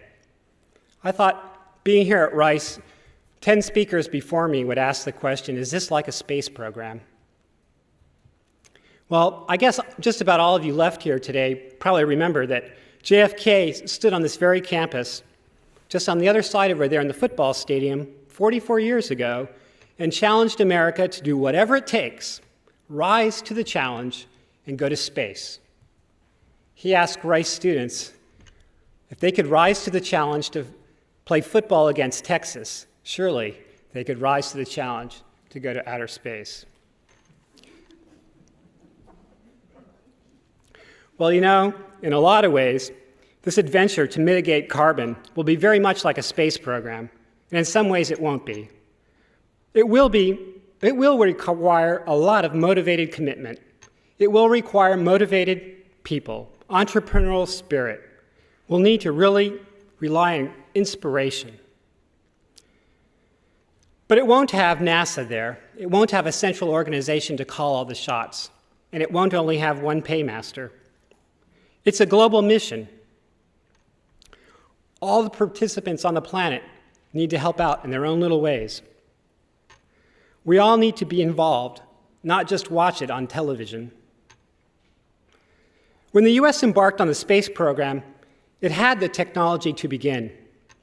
With focus and purpose, America quickly improved those technologies, developed amazingly better technologies, and achieved a dream. In the beginning, many expressed concern about its cost and the abstract nature of space. Few ever complained about the value they got from it in return.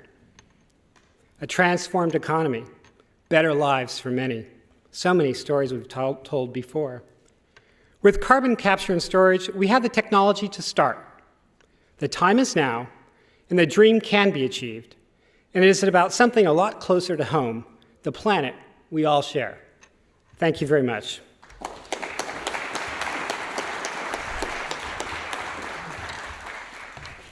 Okay, I would ask all the speakers to come up to the table here, and we'll have time for a couple of questions here before we move on to the final session. So please come up to the microphones and identify yourselves and Be happy to have questions.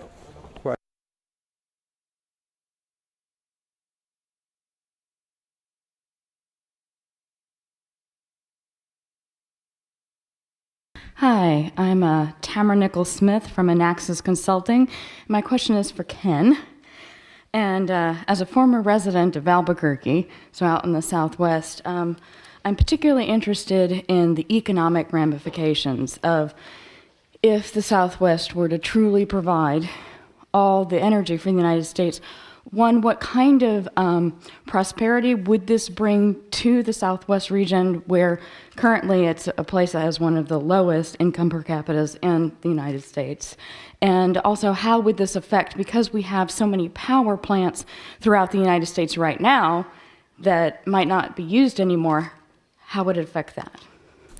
All right. Well, I think it's certainly true that the change to a new energy infrastructure would be the economic opportunity of the century. Essentially, you're domesticating jobs, and the jobs you're domesticating are both in the manufacturing of the solar arrays and also in the installation. And some of them will exist in the operation of the arrays if it's a concentrating solar power or if it's the compressed air energy storage. So I think that you could envision not only the rejuvenation of jobs in the Southwest, but really across the country. Think about what's happening right now with ethanol.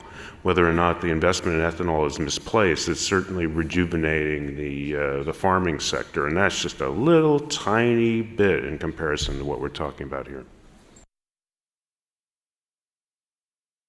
Hi there, I'm Louisa Huxtable from Swansea University in the UK. And the question I have is probably a bit of a curveball, because everything that we've talked about pretty much all day today has been about technologies and the economic drivers to bring those technologies forward. And I was just wondering, because in the UK we do things very differently, where at the moment our policies and practices are all looking at economic drivers to change behaviour, and the technologies will then follow. And I was just wondering what your perspective was upon that difference between the UK and the US when it comes to, changing behaviours or changing technologies and hoping the behaviours will change as a result. I said it was a curveball. Well, maybe I'll just begin by just reminding everybody that technology, one way that you see technology is in a thing. But when you actually study technology, what you find is technology is the way humans organize themselves to transform resources and to provide services. And so it's all of one fabric, and the devices are part of the fabric, and they allow you to transform resources and to produce services. But in fact, changing behavior is another part. I will say, though, that part of changing behavior, when you're thinking about doing something which is as dramatic as eventually driving emissions of carbon dioxide to zero, is to communicate to people that, in fact, you care about those emissions. And the way that we economists like to communicate that is, if you want to release it into the atmosphere, go right ahead, but you're going to have to pay for it. And it doesn't matter what you're doing, regardless of where you are or what the activity, you're going to pay, and you're going to pay the same price, whether it be from power generation or deforestation or as a byproduct of cement manufacture. It all counts the same.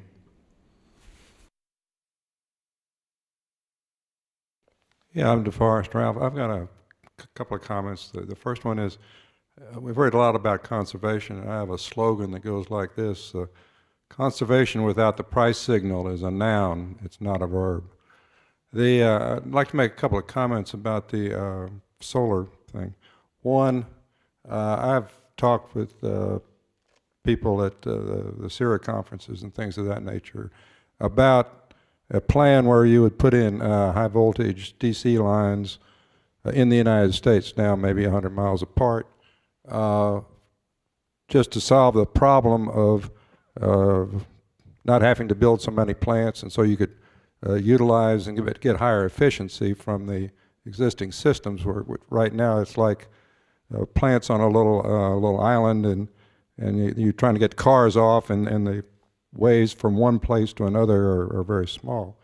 And if we started that, then we would have the high voltage DC lines in place as you began to come in with the photovoltaic cells and build that up. The other thing, in talking about the cars, last year I had a chance to talk to Jim Press, who is now the president of Chrysler. At that time, he was president of Toyota. And there was a lot of conversation about plug-in hybrids. And I asked him about that, and he said, no, we're not there yet because we haven't solved the battery problem yet. But in his view, the Prius was a bridge to the future, in that it got people used to thinking along those lines and beginning to accept that sort of thing. So that I would think within maybe 5 years, hopefully there'd be enough advancement in the batteries to where by the time you began to have significant arrays to where you could really begin to use that, the car people would have caught up with you. Thank you, and I guess I would add that a smart grid is an area of great value to all kinds of things, and it's another one of those win-win kind of things. Andreas Holzenberg, Texas A&M University. Ken, I like your proposal. Things like it sounds all the world's problems we have. So where is the downside there? Is it, and what does it cost? I mean, 50,000 square miles of cadmium telluride. I mean, that's not, an easy way of fabrication, is it? Well, I think the downsides are the usual downsides, which is an economic challenge. We've seen, for instance, in silicon, the technology that had dominated photovoltaics for the last 30 years, that even the growth of silicon that was unexpected led to a shortage of materials, of the most common material on Earth, silicon, which in this case had to be refined. So they had to build plants to refine the silicon to make adequate supplies. So I think anything that we do that talks about terawatts, we have to be ready for whole new ways of thinking so that we're ready to make sure that the whole supply chain is accessible. I mean, we're talking about thousands of square miles of glass. Even that means that when you build a thin film factory, you have to build a glass plant at the same time. You have to take responsibility for the whole thing vertically all the way back to the resources. In addition, you have to recycle those resources. I think we'll find that these resources that aren't used up, they aren't depleted, will turn out to be the oil and gas of the 21st century because we can't throw them in a junkyard. We have to reuse them. So we're going to find new ways of doing this, and I think it's very appropriate that we have that kind of sustainable recycling kind of approach. In the same vein, do you think if you can increase the efficiency still, so we can save some materials, would there be a merit to that? Sure, there's always a merit to innovation in photovoltaics, and in fact there are a number of photovoltaic technologies, copernadium diselenide, amorphous silicon, thin film silicon, crystalline silicon. Each of them has a part of this path, and the field has not finished winnowing out the winner. Without that silicon shortage, the cost of silicon would be low enough so that the silicon technology would be competing for about $4 a watt systems as well. So there's a lot of good things happening, and I think we're going to continue on that cost reduction. Could I add a comment on that, Bob? Again, as I just said earlier, I'm extremely bullish on solar, and at MIT in our energy initiative, solar is emerging, frankly, as our kind of flagship research area. That's where Ken noted that we don't need any research, and I would certainly disagree with that statement. Right. Now, but that's where I'm going. I think we have to be a little bit careful. I mean, again, I think solar. I agree with Ken. Solar is being dramatically undersold in its potential in a much shorter time frame than is generally discussed. However, there are issues such as Ken says, solar is all about capital cost. If you want to go from capital cost to levelized cost, you need to understand some assumptions that have been made about cost of capital. So, for example, if the same cost of capital had been used as I used in my other plot, that 8 cents would be 18 cents. So I think there's huge issues which have huge policy issues as well in terms of what is going to be a capital structure, what kinds of commitments do we make to make sure that these things are financeable at low cost. There are issues about lifetime. There are issues certainly about efficiency. Getting the efficiency up is a major issue, and there are a lot of technologies that are still in the early stage, but I think are quite promising to do that. There are issues about different kinds of applications, trading off the need to have every transmission line in the world coming from Albuquerque to, in fact, a much more distributed opportunities. There's lots of, I think, I would say, lots of more complex issues, but not changing the fact that I believe there is a much more robust scenario than has been discussed in general in public. Let me clarify a couple of things. First of all, research is the heart and soul of progress in photovoltaics and has been in the last 25 years when I was a research manager developing these technologies. So I absolutely respect and love research in photovoltaics. The point was that research has brought us to a stage that is better than we think, than we realize. And it's going to be applied research and developmental work that takes us from $4 a watt to $2 a watt. It's just incorporating existing technology and science that was developed at NREL over the last 25 years to make the world record solar cell, which we haven't included yet in our product. So that gets you down to $2 a watt. Sometimes it's confusing about what research means. I mean, it's very easy to get confused about that. But certainly if we're successful, research is going to be the linchpin of these technologies going forward, because these are semiconductor-based technologies. This research is crucial. As far as the cost of money is concerned, we did not use any kind of cost of money that's unusual in the case of the way energy technologies are evaluated by the Department of Energy or anybody else we're familiar with, and we're very willing to share that calculation with anybody who wants to. And the numbers are pretty easy to understand, and it's about 4 cents through 6 cents a kilowatt hour per dollar a watt installed. It's not it's not 18 cents. It's not. It depends on what you use. Typically, for utilities, 12%, for example, is an example. You probably use around 6% cost of money. Yeah. It isn't an argument. It's only a statement that you've got to be careful in these translations from capital cost to. It's very, very sensitive. Interest rates are a big issue for PV, et cetera. And I think public policy, in fact, should be along the lines of, in fact, making sure the cost of capital is low. I think we've got a very good discussion that could be continued here, but let's take the last question for this session, please.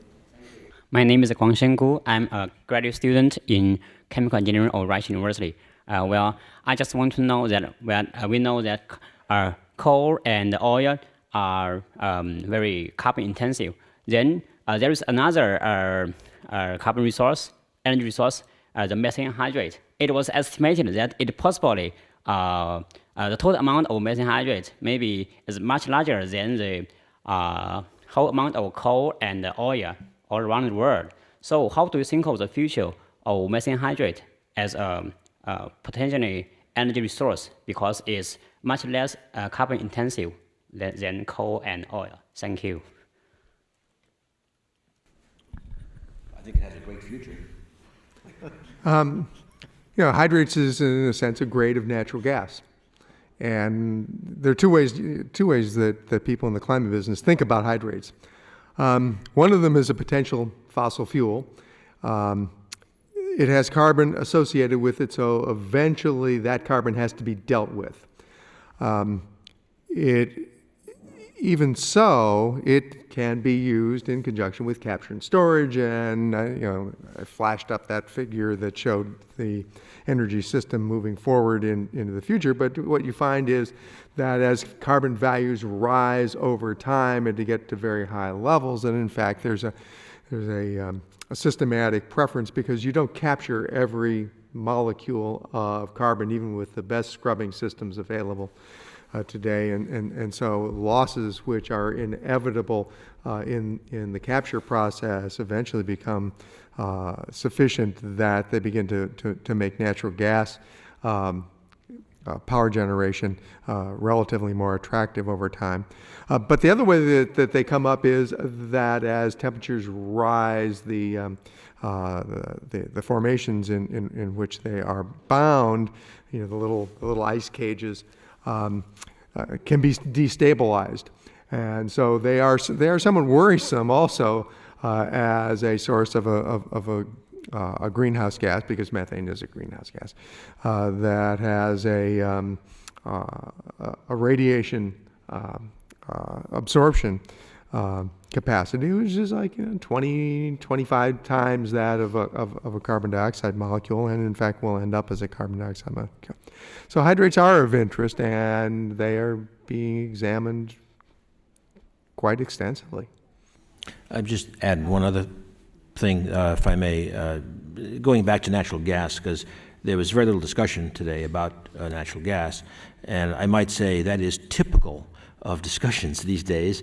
It's like it's always nuclear, coal, wind, and solar, and frankly, particularly with the challenges of any significant nuclear and coal deployment in the short term, I think we're losing sight of the fact that natural gas is carbon light. Frankly, because of its very low capital costs, it's going to be used more.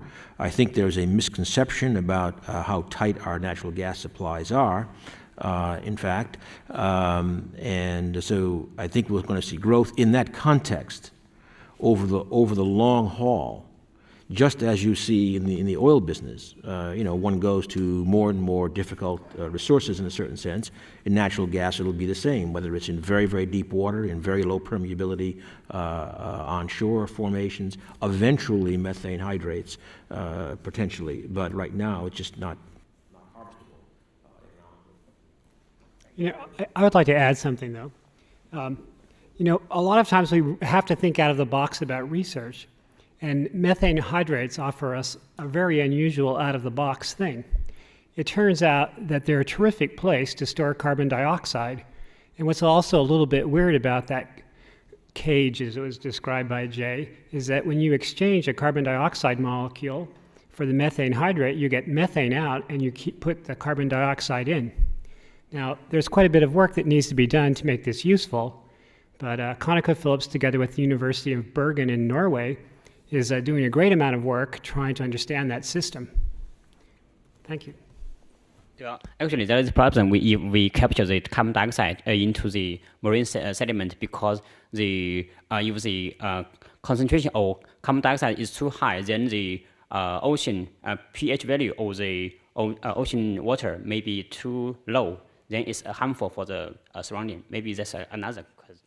We're not talking about putting it in water. We're talking about putting it in sediments that have methane clathrates in them. Thank you. Well, I want to thank you, Jay, Ernie, Ken, and Cal for really stimulating presentations and very good comments here in the discussion session. Let's give them a round of applause here.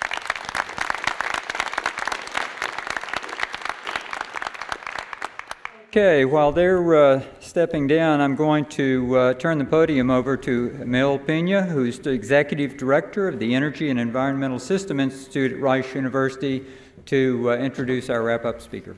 Emil? Thank you, Robert. I'm Emil Pena, and I'm Executive Director of the Energy and Environmental Systems Institute here at Rice University. On behalf of our institute and Baker Institute, Ambassador Dugmagian, Amy Jaffe, and the Shell Center for Sustainability, thank you for attending and being troopers and being here at the end of the day. It was a very informative and productive day, and I'm sure all of us got a lot out of all of the good discussions. As I understand, one of my colleagues, Amy Jaffe's, had a death in her immediate family and couldn't be here with us the rest of the afternoon. All of our thoughts and prayers are with Amy. My pleasure to introduce Eric Barron. He was the dean of the Jackson School of Geosciences at the University of Texas at Austin. He started his research in climate studies in 1976 at NCAR, and since then he has held positions at the University of Miami, Pennsylvania State University, including being the director of Earth Science, the Earth System Science Center, and dean of the College of Earth and Mineral Science. Eric's research interests are in climatology, numerical modeling, and Earth history. This afternoon, Eric will give us our closing remarks on our conference here. It's going to be called Gaining Traction Beyond Science, Science of Climate Change. And certainly our stewardship quotient here at the university is extremely high, and I think it's demonstrable having conferences like this. After Eric's remarks, we're going to have a reception immediately after this in the foyer, and it's courtesy of the UK Science and Innovation section of the British Consulate General here in Houston, and then we can have a nice, comfortable conversation after that. So again, on behalf of all of our institutes here, thank you very much. And Eric, we're all looking forward to having you here, and thank you for coming in from the South 40.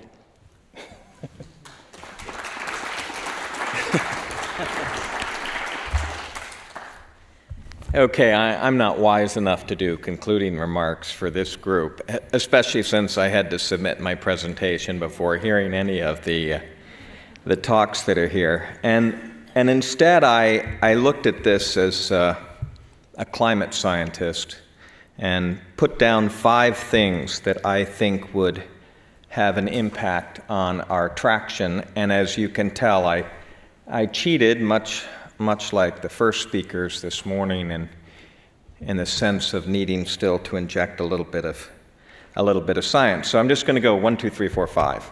And here's my first one.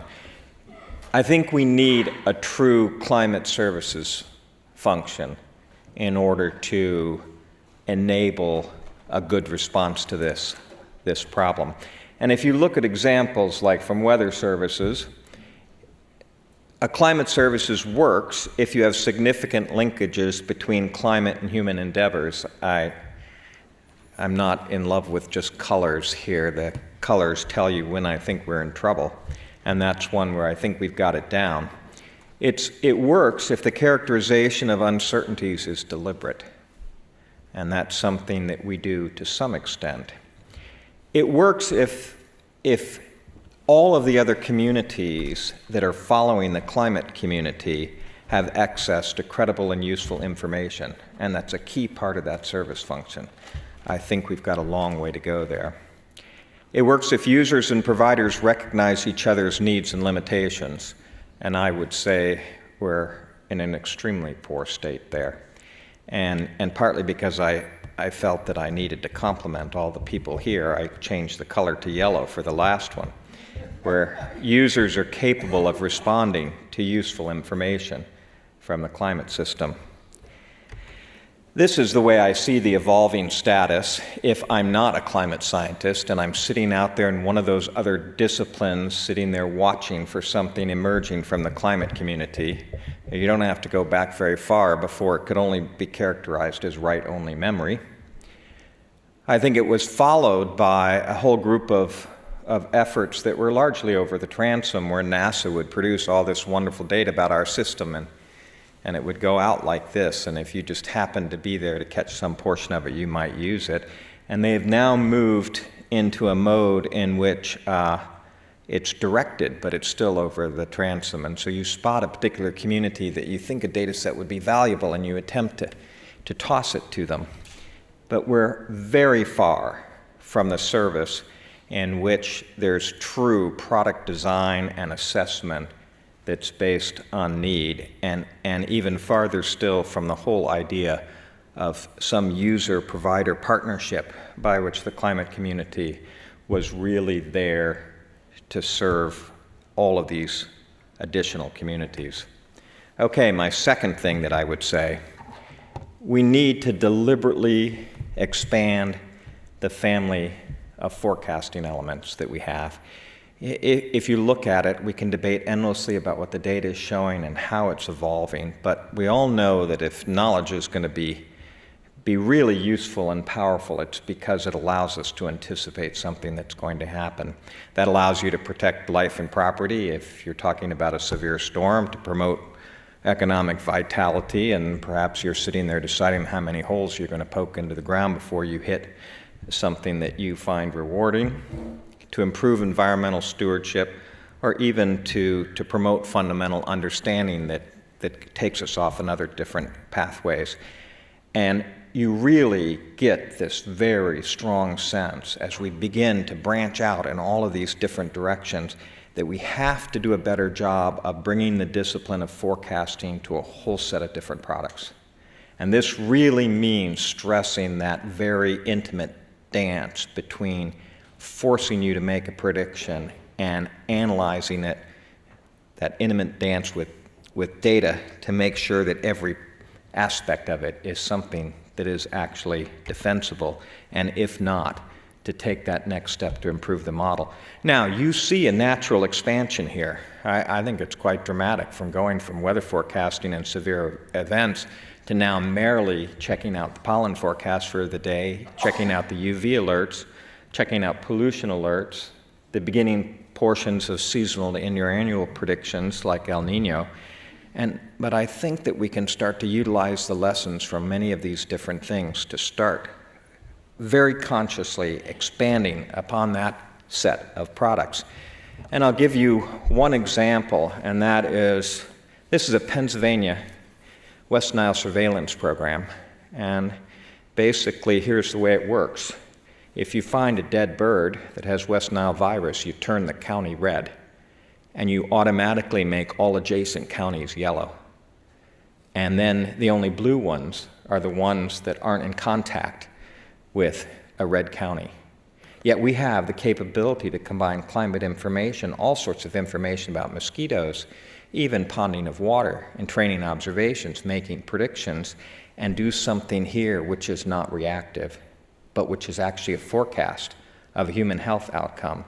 If you get to the point where you can forecast that human health outcome, then I'll start to have some confidence that we can do it for climate, and then I'll start to have some confidence that we're even in the ballpark of what we might assume are going to be the true costs of human health-related changes from climate change.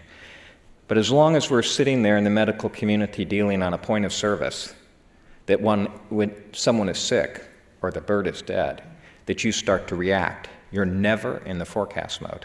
You're never bringing that discipline to the problem. And then you haven't taken the opportunity to learn enough to be able to decide what may happen in the future. The third thing that I would put down is that we have to invest seriously in what I would call the stage 2 sciences, and maybe there's stage 3 and the technologies in there. And in my view, from the very first time I saw a Committee on Global Change or Committee on Climate Change in the National Research Council, human dimensions of global change and the impact sciences have always been the groomsmen and never the groom. And you can go back 20 years and hear people talk about how there would be a $700 million investment in these sciences because that's what it was going to take to solve those problems. And that was matching up to then, a 1.2 or 1.4 billion dollar program that was focused on the climate sciences. This has never happened. And the simple fact of the matter is that we're either entirely focused on reducing uncertainties in climate models, we better not do anything else until we do that, or else we have jumped to the call for action. And in my view, almost all of that science in between is inadequate. That's not a suggestion that we don't have to begin to take action because we know what the timescales that we're talking about are. But the simple fact of the matter is we will always be losing if we never make this investment in this phase 2 from climate. And personally, it's my bet that we're going to have some demonstrable failures here.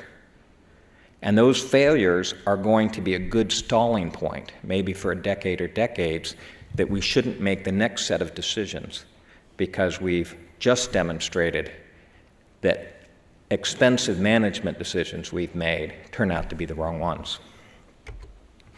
And I have one example here, some of my own work, in which we took a time period 30,000 years ago, a time period where we think we have everything. We have CO2 from the ice cores and methane. We know what the distribution of the ice is. We can reconstruct the temperatures in the North Atlantic. We know what the whole system looks like. We know what the Earth's orbit is doing.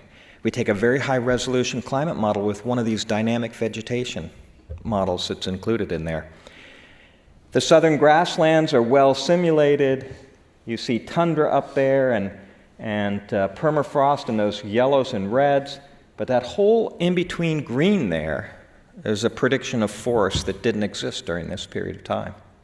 So even back 30,000 years ago, this was a sufficient climate change that our models of biomes don't work. And this is the same model being used to predict how vegetation will change in the next 100 years. And I think this stems directly from the fact that we're using some statistical correlation between modern biome distribution characteristics and the climate.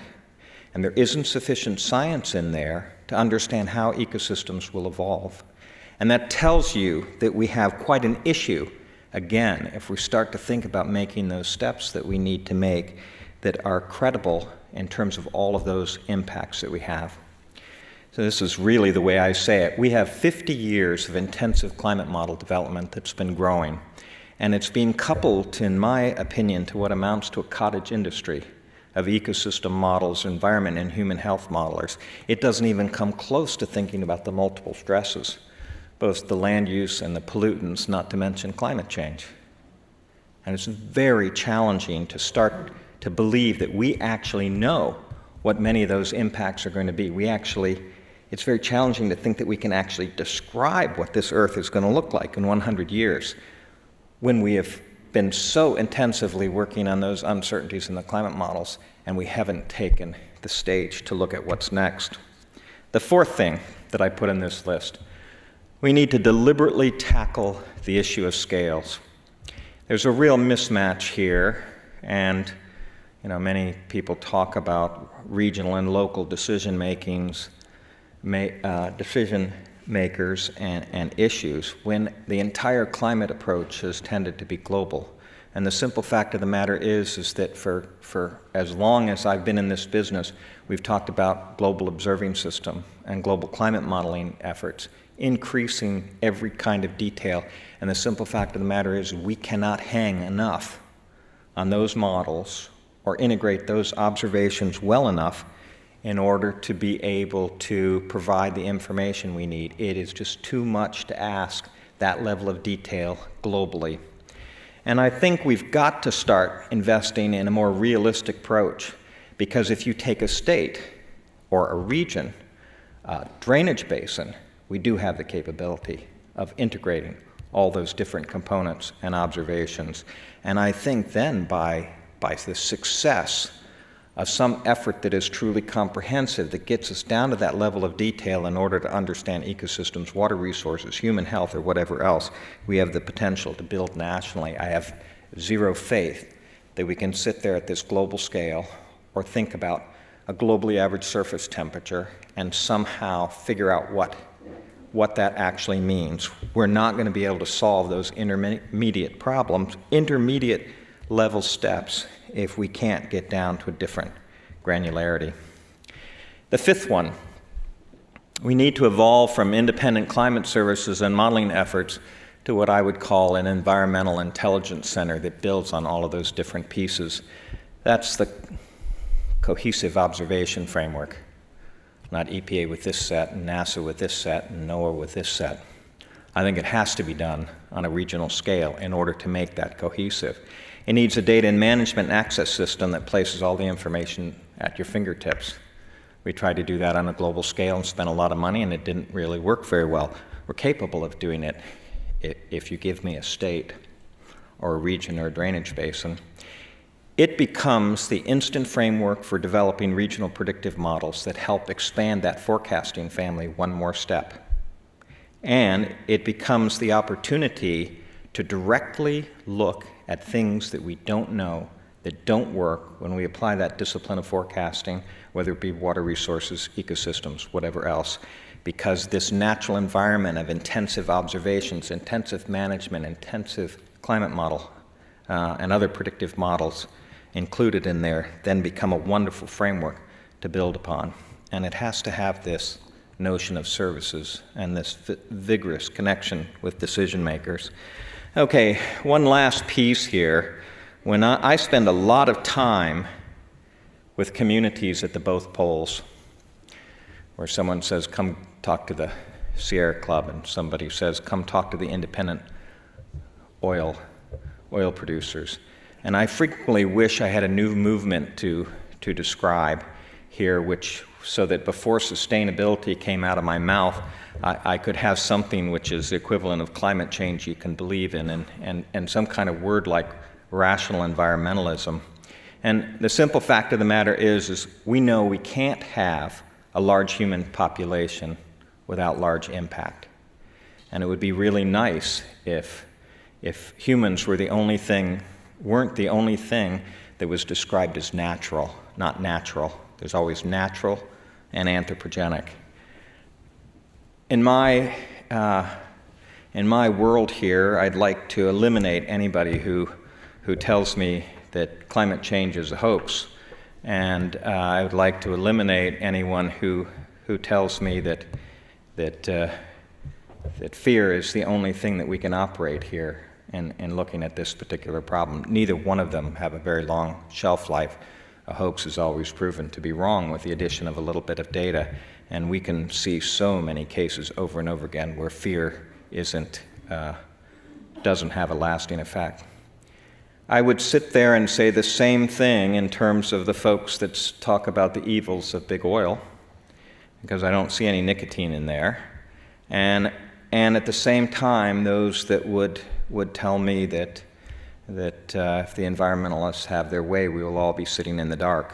I think nobody can deny, as someone said earlier today, the impact on some of the regulations that we've had on places like the air quality in Pittsburgh, having lived there as a small child. We know we have to respond to both adaptation and mitigation. We don't know the balance. If all of you can manage to figure out a way in which this world can hit an emissions target and a CO2 level, that will be spectacular. But it will be an equal miracle if that has anything to do with the globally average temperature that people have talked about, because we just don't know that well enough. And my view is here in this last slide here is that we're on this path to Earth management one way or another. And I grew up with the notion that path of management was to create refugia, places that were pristine, places that we could set aside. And it's clear that we're moving, because so many of the things we do are global as well as regional, that we're moving into an approach in which all places are managed, and not just for this problem. And my thought is, without a deliberate approach to that environmental intelligence, without really bringing that discipline of forecasting to all those other sciences, we can't possibly do that well. It's going to be hit and miss. It's going to be ineffective. I think sometimes we're going to make some whopping incorrect decisions. And equally important, we need a more rational objective, so that I don't have to, and other people don't have to sit there and go with those polarities, which is that really that whole objective of increasing our ability to anticipate is to simultaneously protect life and property, promote economic vitality, and to be good stewards. Okay, my bottom line, while we're focused on scoring points, you're either with us or against us. I see this over and over again. We really know that we have a problem, and I don't really sense that we have yet the robust philosophical underpinnings, and certainly not the earth management sciences in place in order to be able to address this. And without sort of coming to grips with that, as opposed to the tug of war between these two polarities, I don't think that we will get there.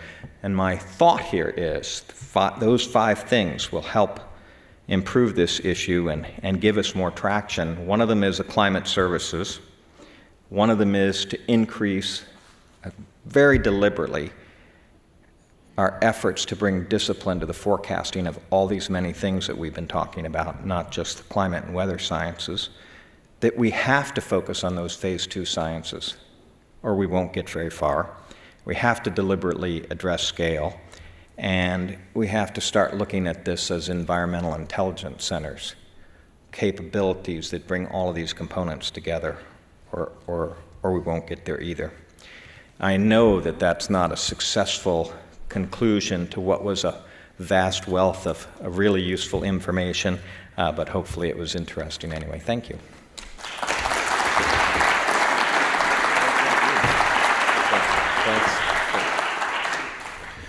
Well, that concludes our conference, and again, thank you all for attending. Wine and other refreshments are being served in the back of the hall, and come here, Ernie Muniz and myself tell you what it was like to work for Bill Richardson in the back. Thank you.